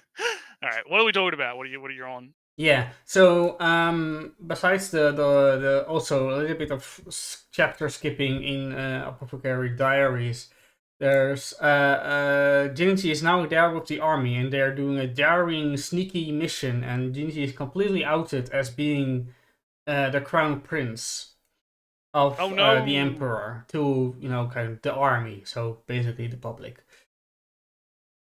And it's kind of revealed that the sneaky guy, the father of Suisei and or slash concubine Lauwen, is kind of living in some sort of denial doubt that he allows his wife to just be blatantly abusive and power hungry and toxic and basically killing people because he doesn't know what to do. He got this response. He took her as a wife, as a favor, as a responsibility from the previous emperor. So, but this might have done something to her.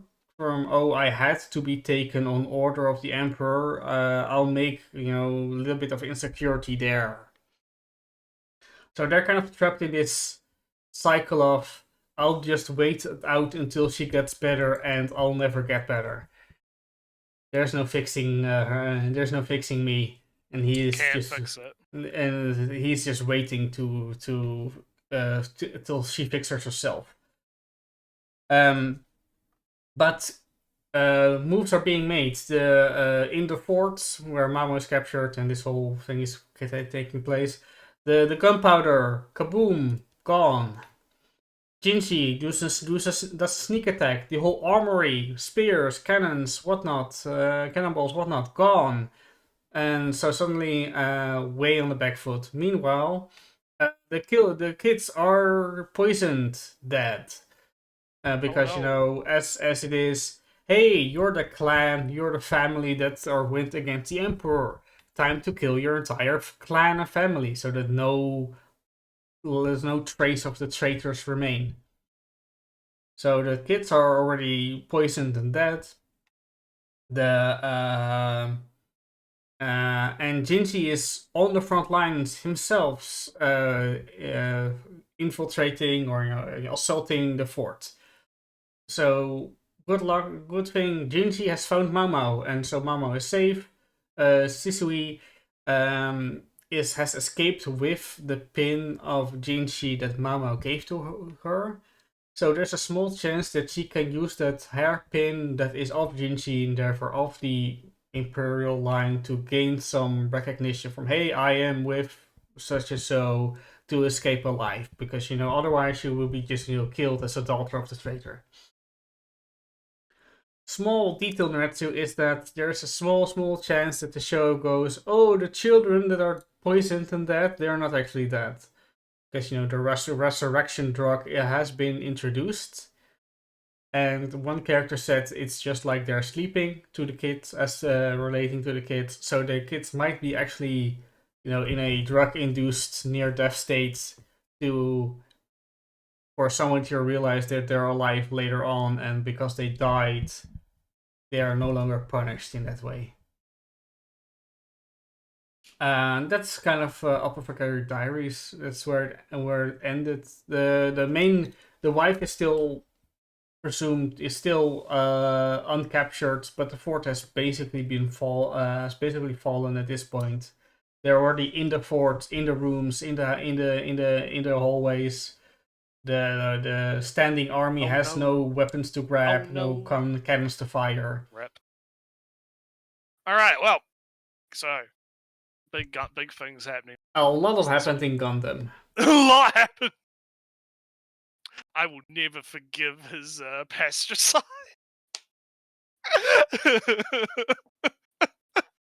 So, fun fact: that whole fucking thing is like a direct homage to 79 because she does the exact same fucking thing Ooh. in 79, except she shoots him in the back of the head instead of poisoning him. Someone put a tweet out about it where they showed like the side by side.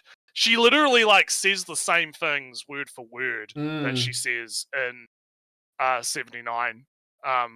It's becoming increasingly clear that this is definitely a show for the kids. But I haven't watched a single thing of this old crusty boomer anime.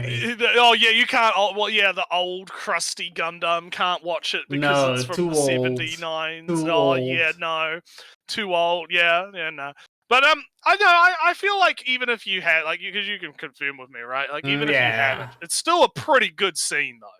Like the build up to, kind of getting ready. Everyone's getting ready. Like you know something's about to go down, right? There's gonna be big betrayal, big civil wars about to break out.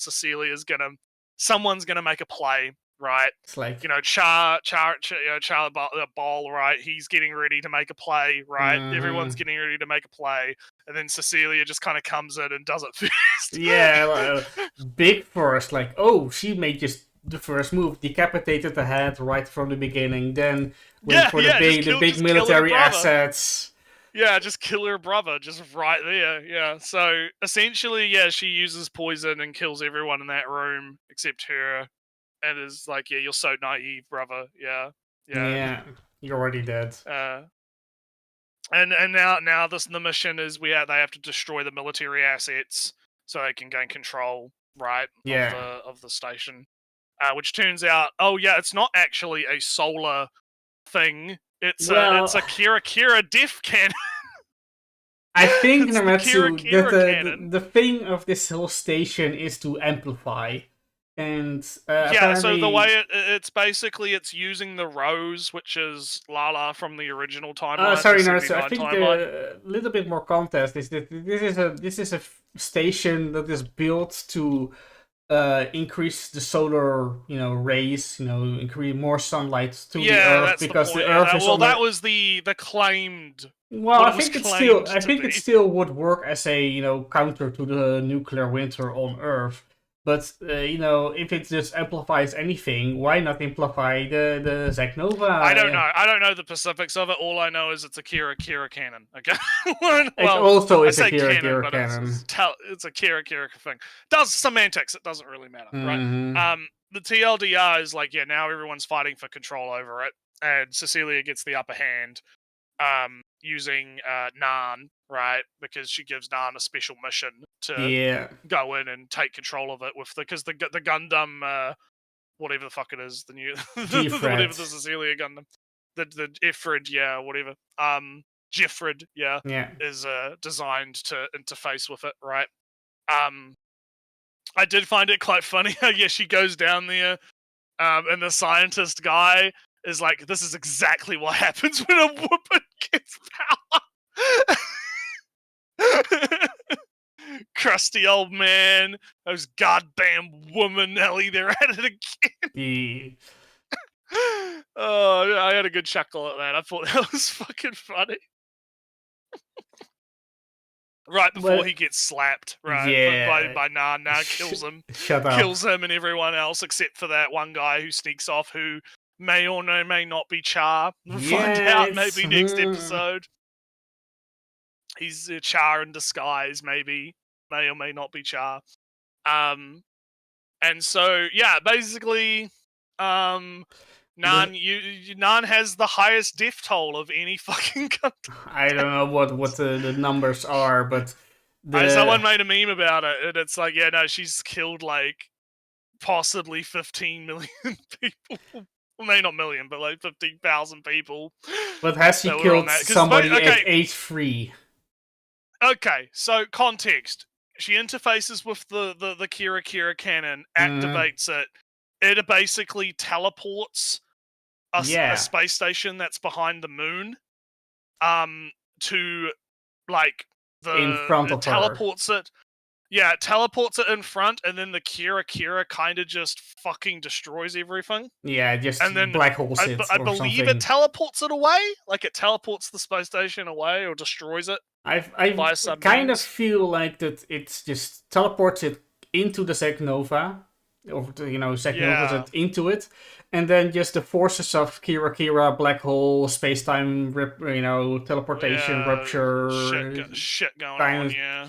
just tears it apart, and just vanishes into a black hole, or teleports it again farther away. Mm. So anyway, it's gone. So- It's destroyed. That's the short of it. Because the whole thing tears in two, right? Yeah, pretty much. So basically, yeah, that's all going on. Machu has been like told by Chariabol, hey, fun thing. I can't wait for them to have the duel with the suicide pistols. Oh yeah, both of them 'Cause- getting a pistol was.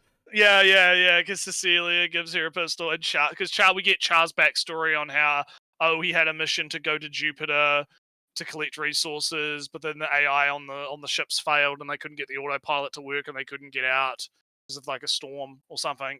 And then he was trapped there for most of the war, and then he was going to kill himself with the pistol. And it was like the most free thing that he's ever done. And then, oh wait, no, he survives. Free and of now all he's just got this responsibilities and free expectations. of all responsibilities. Very parallels between Machu and him. Like Machu kind of picks up on this. Like, yeah, very similar character in a sense, right? And so he gives her the pistol, and so we're gonna probably see Machu and Nan fighting with the pistol when the Gundams get blown up or some shit.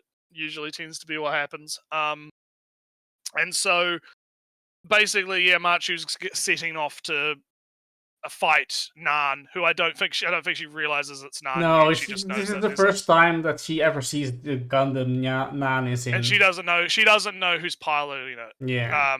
But I guess Nan probably has deduced that Machu is. Well, maybe not, because all the Nyan knows is that the Gundam is captured by the military again, and that Machu is also imprisoned for being a terrorist. I don't think it's obvious. I don't think it's easy to assume that the military is going to just keep the pilot that stole the Gundam in the first place. Well, we'll see. We will see. We will see what happens. We'll see what happens. But overall, pretty good episode. Big fights, big animation, big plots, big political stuff. Big Sams. Yeah, big. Nan trying to get. It's funny because Nan is like, "Oh, can I use this to get Shuji back?" Nah, maybe if I use this, we can get him back. We can get him back. Teleport him back. Oh God. So yeah, we'll see what happens. It's interesting as always. I love Gundam Quarks. It's probably one of the better shows coming out this season. So we'll see what happens next week. So I guess you've got one more, do you? You got to do How to Become Ordinary, Shoshimin series. So Naritsu, I'll just talk about the last episode, because I think I did the last episode before this one. Anyway, Naritsu, Kobuto is still in bed. He is still not seen Osanai, our main girl, the entire time he was in the hospital. He's just asleep. But the flashback continues, and about their investigation in a previous hit and run, and how that car disappeared. And it kind of feels like, are they so related to each other? It kind of feels a little bit. It's odd. It's off. But this seems to be the moment where Kobuto, the guy who got hit and run, is now back at school. Kobuto is kind of just talking. Kobuto is talking to the guy who got hit and run from, hey, you're back, and he's more in, hey, this is how the investigation has been going, even though he never ever he wanted to, the guy who got hit and run kind of wanted to stop it. And then he says something, and then Kobuto deduces an entire in you know in analog as an example, it kind of just basically deduces an entire week of activity out of this one small thing he said. And then he says, Koboto, you're fucking annoying. It's super annoying how you just I'm just saying some la la la la la, and suddenly you have to know what I did the entire week. Why do you need to deduce what I did the entire week? I'm just having a conversation with you. And this seems to be the moment where Koboto realizes, oh damn, I'm not normal. Time for me to stop being an asshole and try to do detective work all the time. And where, you know, the start of the first season begins. This might be also the moment where Osunai went, oh, revenge.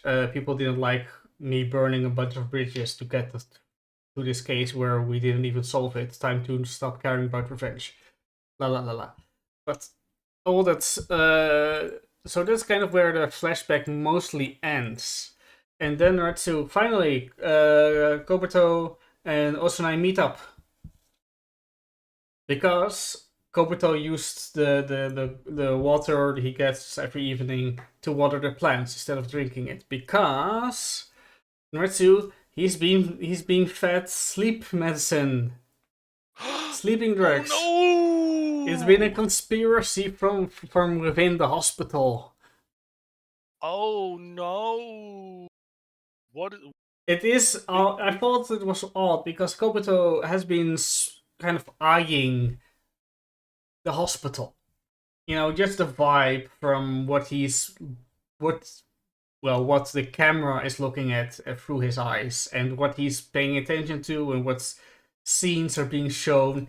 It never really said from this hospital is suspicious, but it was always like, why is he spending so much time observing his surroundings? Right? And it turns out, yes, the nurse that he has was the girlfriend of the guy who got hit and run. Why though? And that's not clear yet, Natsu. What is clear is that Koboto is in a wheelchair. It's in the middle of the night. Osunai is driving Koboto around, and the nurse is there, kind of concealed in a big coat and have head cap capuchon on to cover her face, and Natsu, she has a hammer. She has a big hammer. And he's in a wheelchair, and she is not in a real position to do big fights against the older woman with a hammer. So, cliffhanger, how will this end? And it still doesn't say anything, although maybe it was the nurse who hit him. But this does still not solve like the other 3/4 of mysteries that are going on. Why, who, what, and does it have a relationship with what all the stuff happened 3 years ago? Things are happening. I haven't heard of Common America. He's by the way. But anyway, that is Suzuman series. I think there's like another 2 episodes of that. Maybe Yeah, I think maybe most things one. have got like. It kind of depends on when it started in the season. There's I could look it up, but I'll keep talking about it. I'll keep talking here. Because I know Calcoon's got 2, Country Bumpkin's got 1. Yeah, it kind of depends on if it's 13 or 12, and it kind of depends on when they started in the season. Because there's a couple that is going to be we're it's funny how fast the season's kind of come and gone, really. Like, we're already getting close to next season. We're going to have to do another seasonal review real soon. I think maybe you talk about Fire Force or something. I'll check if you've brought it up, I'll okay. So Fire Force it is happening. Fire Force is happening. But essentially, the white faction is started the apocalypse. A pillar has shown up in the middle of the ocean, and a giant fuck you kaiju has come out Mm. of the ocean, a giant infernal, and all of the fire forces have come together and they're trying to stop the kaiju from making landfall. Big bunch of characters that we haven't seen in a while come back from different arcs to stop the kaiju. Shinra gets friendly fire ass blasted by by the guy who wears all of the stuff. He has a cannon on his arm because he's trying to stop them from Juggernaut, destroying right? the pillar. Yeah, they're trying to stop because they can't destroy. They don't want to destroy the pillar because if they destroy the pillar, it's going to cause an underwater volcano to erupt because the pillar is like stopping an underwater volcano. Mm. So they have to defeat the kaiju without destroying the pillar. And the TLDR is, yeah, they managed to destroy the kaiju, but this new guy, this executioner guy, shows up and is kidnapping Shinra, or whatever his name is, Fire Force Man, Feet guy. He shows up and is picking he's gonna kidnap him, right? And then his brother shows up. Because his brother wants to get involved in some stuff, so there's probably going to be a bit of infighting going on with the white faction. But yeah, that's kind of where we're at with Fire Force right now. Is it's mostly just, oh yeah, the play is happening, apocalypse beginning, big foreshadow, right? We'll see how it goes. It's been alright. It's been alright, but there's not like too much to get into deep. I guess I'll go in order. Yeah. Calhoun. I watched 2 episodes of that last night actually because I tend to fall behind on Calhoun and then I have to like catch up. But it's good. It's been really good. We're slowly learning more about kind of what the fuck's going on. The big reveal in the last episode was that it's not actually nostalgia, Ali. It's not nostalgia that allows you to see the city. It's regret. Big regret. Having big regrets is what allows you to see Calhoun. You must have big regrets. And we're coming to find we're coming to find out more little secrets and things. There's apparently a big cover up going on with the drug from the pharmaceutical company, and that's why Calhoun was demolished. We've also big reveal this week was the entire city is based off the memory of our main guy. So if he doesn't remember something, then it doesn't exist. Because the green-haired guy is having a conversation with our main guy, right? And is like, oh yeah, this is a pretty good recreation of Calhoun. Except that I used to have a cat shelter in the back alley that had like a plastic bag over it so the cats could shelter from the rain. And our guy was like, I never knew about that. And then as they're walking out of the store, the guy looks down the alley and what do you know? The cat shelter's now there. So this actually comes to an head because we're introduced to, so you see the like little black-haired twin-tailed girl in the background there? Yeah, see, that's a guy. Alright. And the real life version of that character is grown up. Right? And is an actual man now, right? And but still really likes clothing, right? But is a man, right? And can't wear the clothing as well as they used to because, genetics, right? But there was an interesting phenomenon because he can be in the same, he's in Calhoun, but she hasn't disappeared like all the other replicants have. Right? Well, she. So I'm going to use she for the. This will make sense why I'm using the she, and I'm misgendering actually in a second, right? So she's still there, but he's in Calhoun, and the big question is like, okay, well, how the hell is that happening? And then the green-haired guy drops to our main guy. Oh yeah, that girl was a dude, right? And he's like, oh, I never knew. Oh yeah, we never told you because it was funny, right? And this leads to her disappearing right in front of the male version, the male version, and the two main the other girls, right? The girl that joined the theater girl, right? The blonde girl and our main girl, right? She just disappears right in front of them, and it's because he found out that they're the same person, and so because they can't be two of the same person in Calhoun, the replicant disappears. So there's some interesting shit going. Yeah, so it's all tied to this one guy. Yeah. Right? It's all tied to him, and which makes it interesting because obviously our main girl is not the same as the girl that he remembers. So she's the outlier. She's the one thing in Calhoun that's not the same as what he remembers. And so the guy that likes fashion and our other girl have decided, yeah, we're gonna go out and we're gonna figure out what's going on, right? We're gonna leave Calhoun and we're gonna figure out. Our main guy has gotten over his like, oh, I can't wear fashion anymore because I'm a guy. I'm gonna still remember that stuff fondly, and I'm going to go back to it because fuck gender norms, Yeah. fuck that shit. And our main girl and our blonde girl is like, oh, I'm gonna go confront my mother, and I'm going to get over my regret. You see where this is going? I'm going to get over my regret over my mum forcing stuff on me.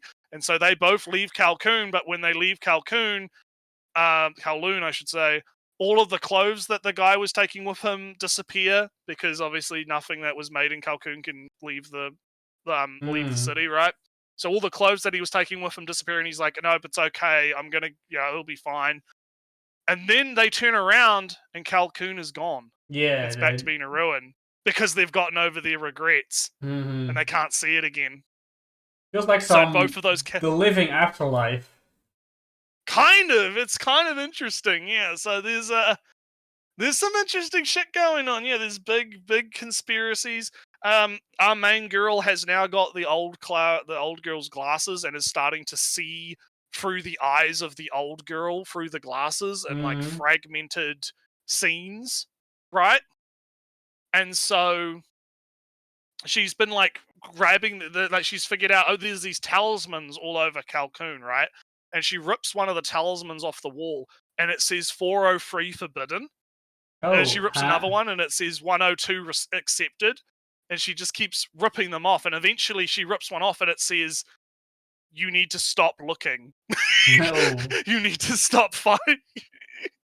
You need to stop. So there's some funky shit going on in Kowloon. I'm down. I love it. It's great. It's really good. I'm fucking loving it. It's a fun time. Big conspiracy going on. I'm interested to see how the last 2 episodes play out. I guess I'll do Country Bumpkin real quick. All right, go ahead. Because I can probably smash that out. Because essentially what's happening is, the big royal assassination attempt happened. Oh no, who are the assassins? Oh, they killed themselves. We don't know. Oh no. The witch girl shows up at the guy's place and kind of explains, oh yeah, there's like political. It's basically the Pope versus the king in the other country. Big political upheaval. If they assassinate the king, or the prince, if they assassinate the prince, the next in line to the throne is like pro-church. So the church wants to do churchy things, right? You know how it is. You know how it is with churches and churches and kings, right? And so the blue-haired girl who got introduced, who was working with the other country, who was one of his old students, because they're always an old student. She's like very motherly and really likes children, and she's but they do a very bad job at hiding the fact she's the traitor. Oh, because it's very heavily implied, because she like looks at one of the assassins and she goes, okay. I know you. And then she's asking the silver-haired girl, "Hey, can you tell me about because they're gonna go visit the farms tomorrow? Can you like tell me all about the farms, Ellie? Can you give me like a detailed map so I can plan for the defense of the carriage? Wink, wink, nudge, nudge, right?" And then obviously what ends up happening is they get ambushed and big fights happen. Big fun CGI fights happen. It's pretty good. Well, it's actually pretty well animated. It's not that bad. And big fights happen. They are trying to get the prince and the queen, the prince and the princess back into the carriage. while they do that, our main guy runs off and bumps into blue-haired girl, and it's like, surprise! Yeah, surprise! She's the traitor all along. Oh no! I'm so unexpected. She's trying to assassinate the prince. She's on the side of the Pope or whatever or something, you know. So yeah, that's kind of the gist of what's going on right now. So next episode is, I think, the last episode actually. Oh yeah, it is the last episode. Next episode, so we're gonna see the climax of that. But it's all right. I've been enjoying Country Bumpkin. I don't think it's not too terrible. It's passable. So anyway, one last show for you, I guess. Yes. It's also, I didn't watch the last episode, but I don't think I talked about the previous episode. Yeah, well, we did go really quick when we talked about it. So even if you did talk about it, you probably would just like, oh yeah, it was all right. So I'll let you go. So, in a sense, Naretsu, or did I talk about this? I did talk about the debt that she has with the model agency and whatnot, right? Something, I don't even fucking. Alright, so basically, main girl, blue-headed girl, went, hey, I'm going to Tokyo with this model agency, and she arranged all that, and then went, psych, I only did it to make you panic and come after me, but you said you would come after me. That wasn't really the plan, I was kind of joking. So, cancelled. But the model agency went, oh damn, she's pretty, and we can use her for whatever, blah blah blah blah blah. Modeling agency. Alright, we incurred a bunch of costs to get you, and we prepared an apartment here in the capital in Tokyo, whatnot, was very expensive. You have to pay that back. Unless... Oh no! Unless you, of course, come back with us, fulfill the contract. Then your debt is free. So either massive debt that you can't pay off, or you come with us. But then suddenly our boy comes in and went, no, I don't want her to leave. And she went, and because there's already familiarity, they know each other already. The head of this model agency, she knows these people know her. So it becomes, yeah, they know these people that know these people that do these people. Yeah, I know. There is an ex relationship with one of them, with one of the older characters, with the head of the model agency. So big dynamic, and because he is backing our main character, that makes the head of the model agency go, "Damn you, stupid ex! This is now competition between us with proxy." This with the proxy being this main character of ours. So that is how it started up. So our main character now has to do a big impressive accessory piece to win this competition. Meanwhile, vague romantic character feelings come up. Both of them sneakily and explicitly making moves and whatnot, and coming to terms with feelings and whatnot. And Naretsu, all that friendship between blue-hat girl and main character, that gone. She went for the kiss, for the full kiss. Oh no! It cannot survive a boy. Roll credits. Roll credits. It cannot survive, and it's still. Roll the credits. I haven't watched the episode that came out a few days ago. Today, yeah. No, not today. It's like 2 days ago, but busy, whatnot. Also for the chat, yeah, I know about Carmen America, but I haven't looked into it. I never watched a single second of it. Just quickly smashing that out before we. Oh, I did give a quick say. I know I don't know, but yeah, it's all anyway. Yeah. Big kiss at the end of the last episode. I haven't watched this episode, and the next episode. It's over. Next episode is the last episode. So yeah, we're really getting to the end. Okay, interesting. All right, and we're at the end of the show too, kind of. Yeah. Really. I think we've got anything else to really talk about. So yeah, I'll see you guys next time. I don't know when next time will be, but we'll.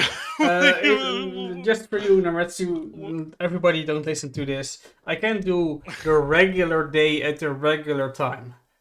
You just put it in the calendar. Yeah. just we'll fucking sort it out later. But Later, anyway, alright. we'll catch you guys later. Have a good rest of the day.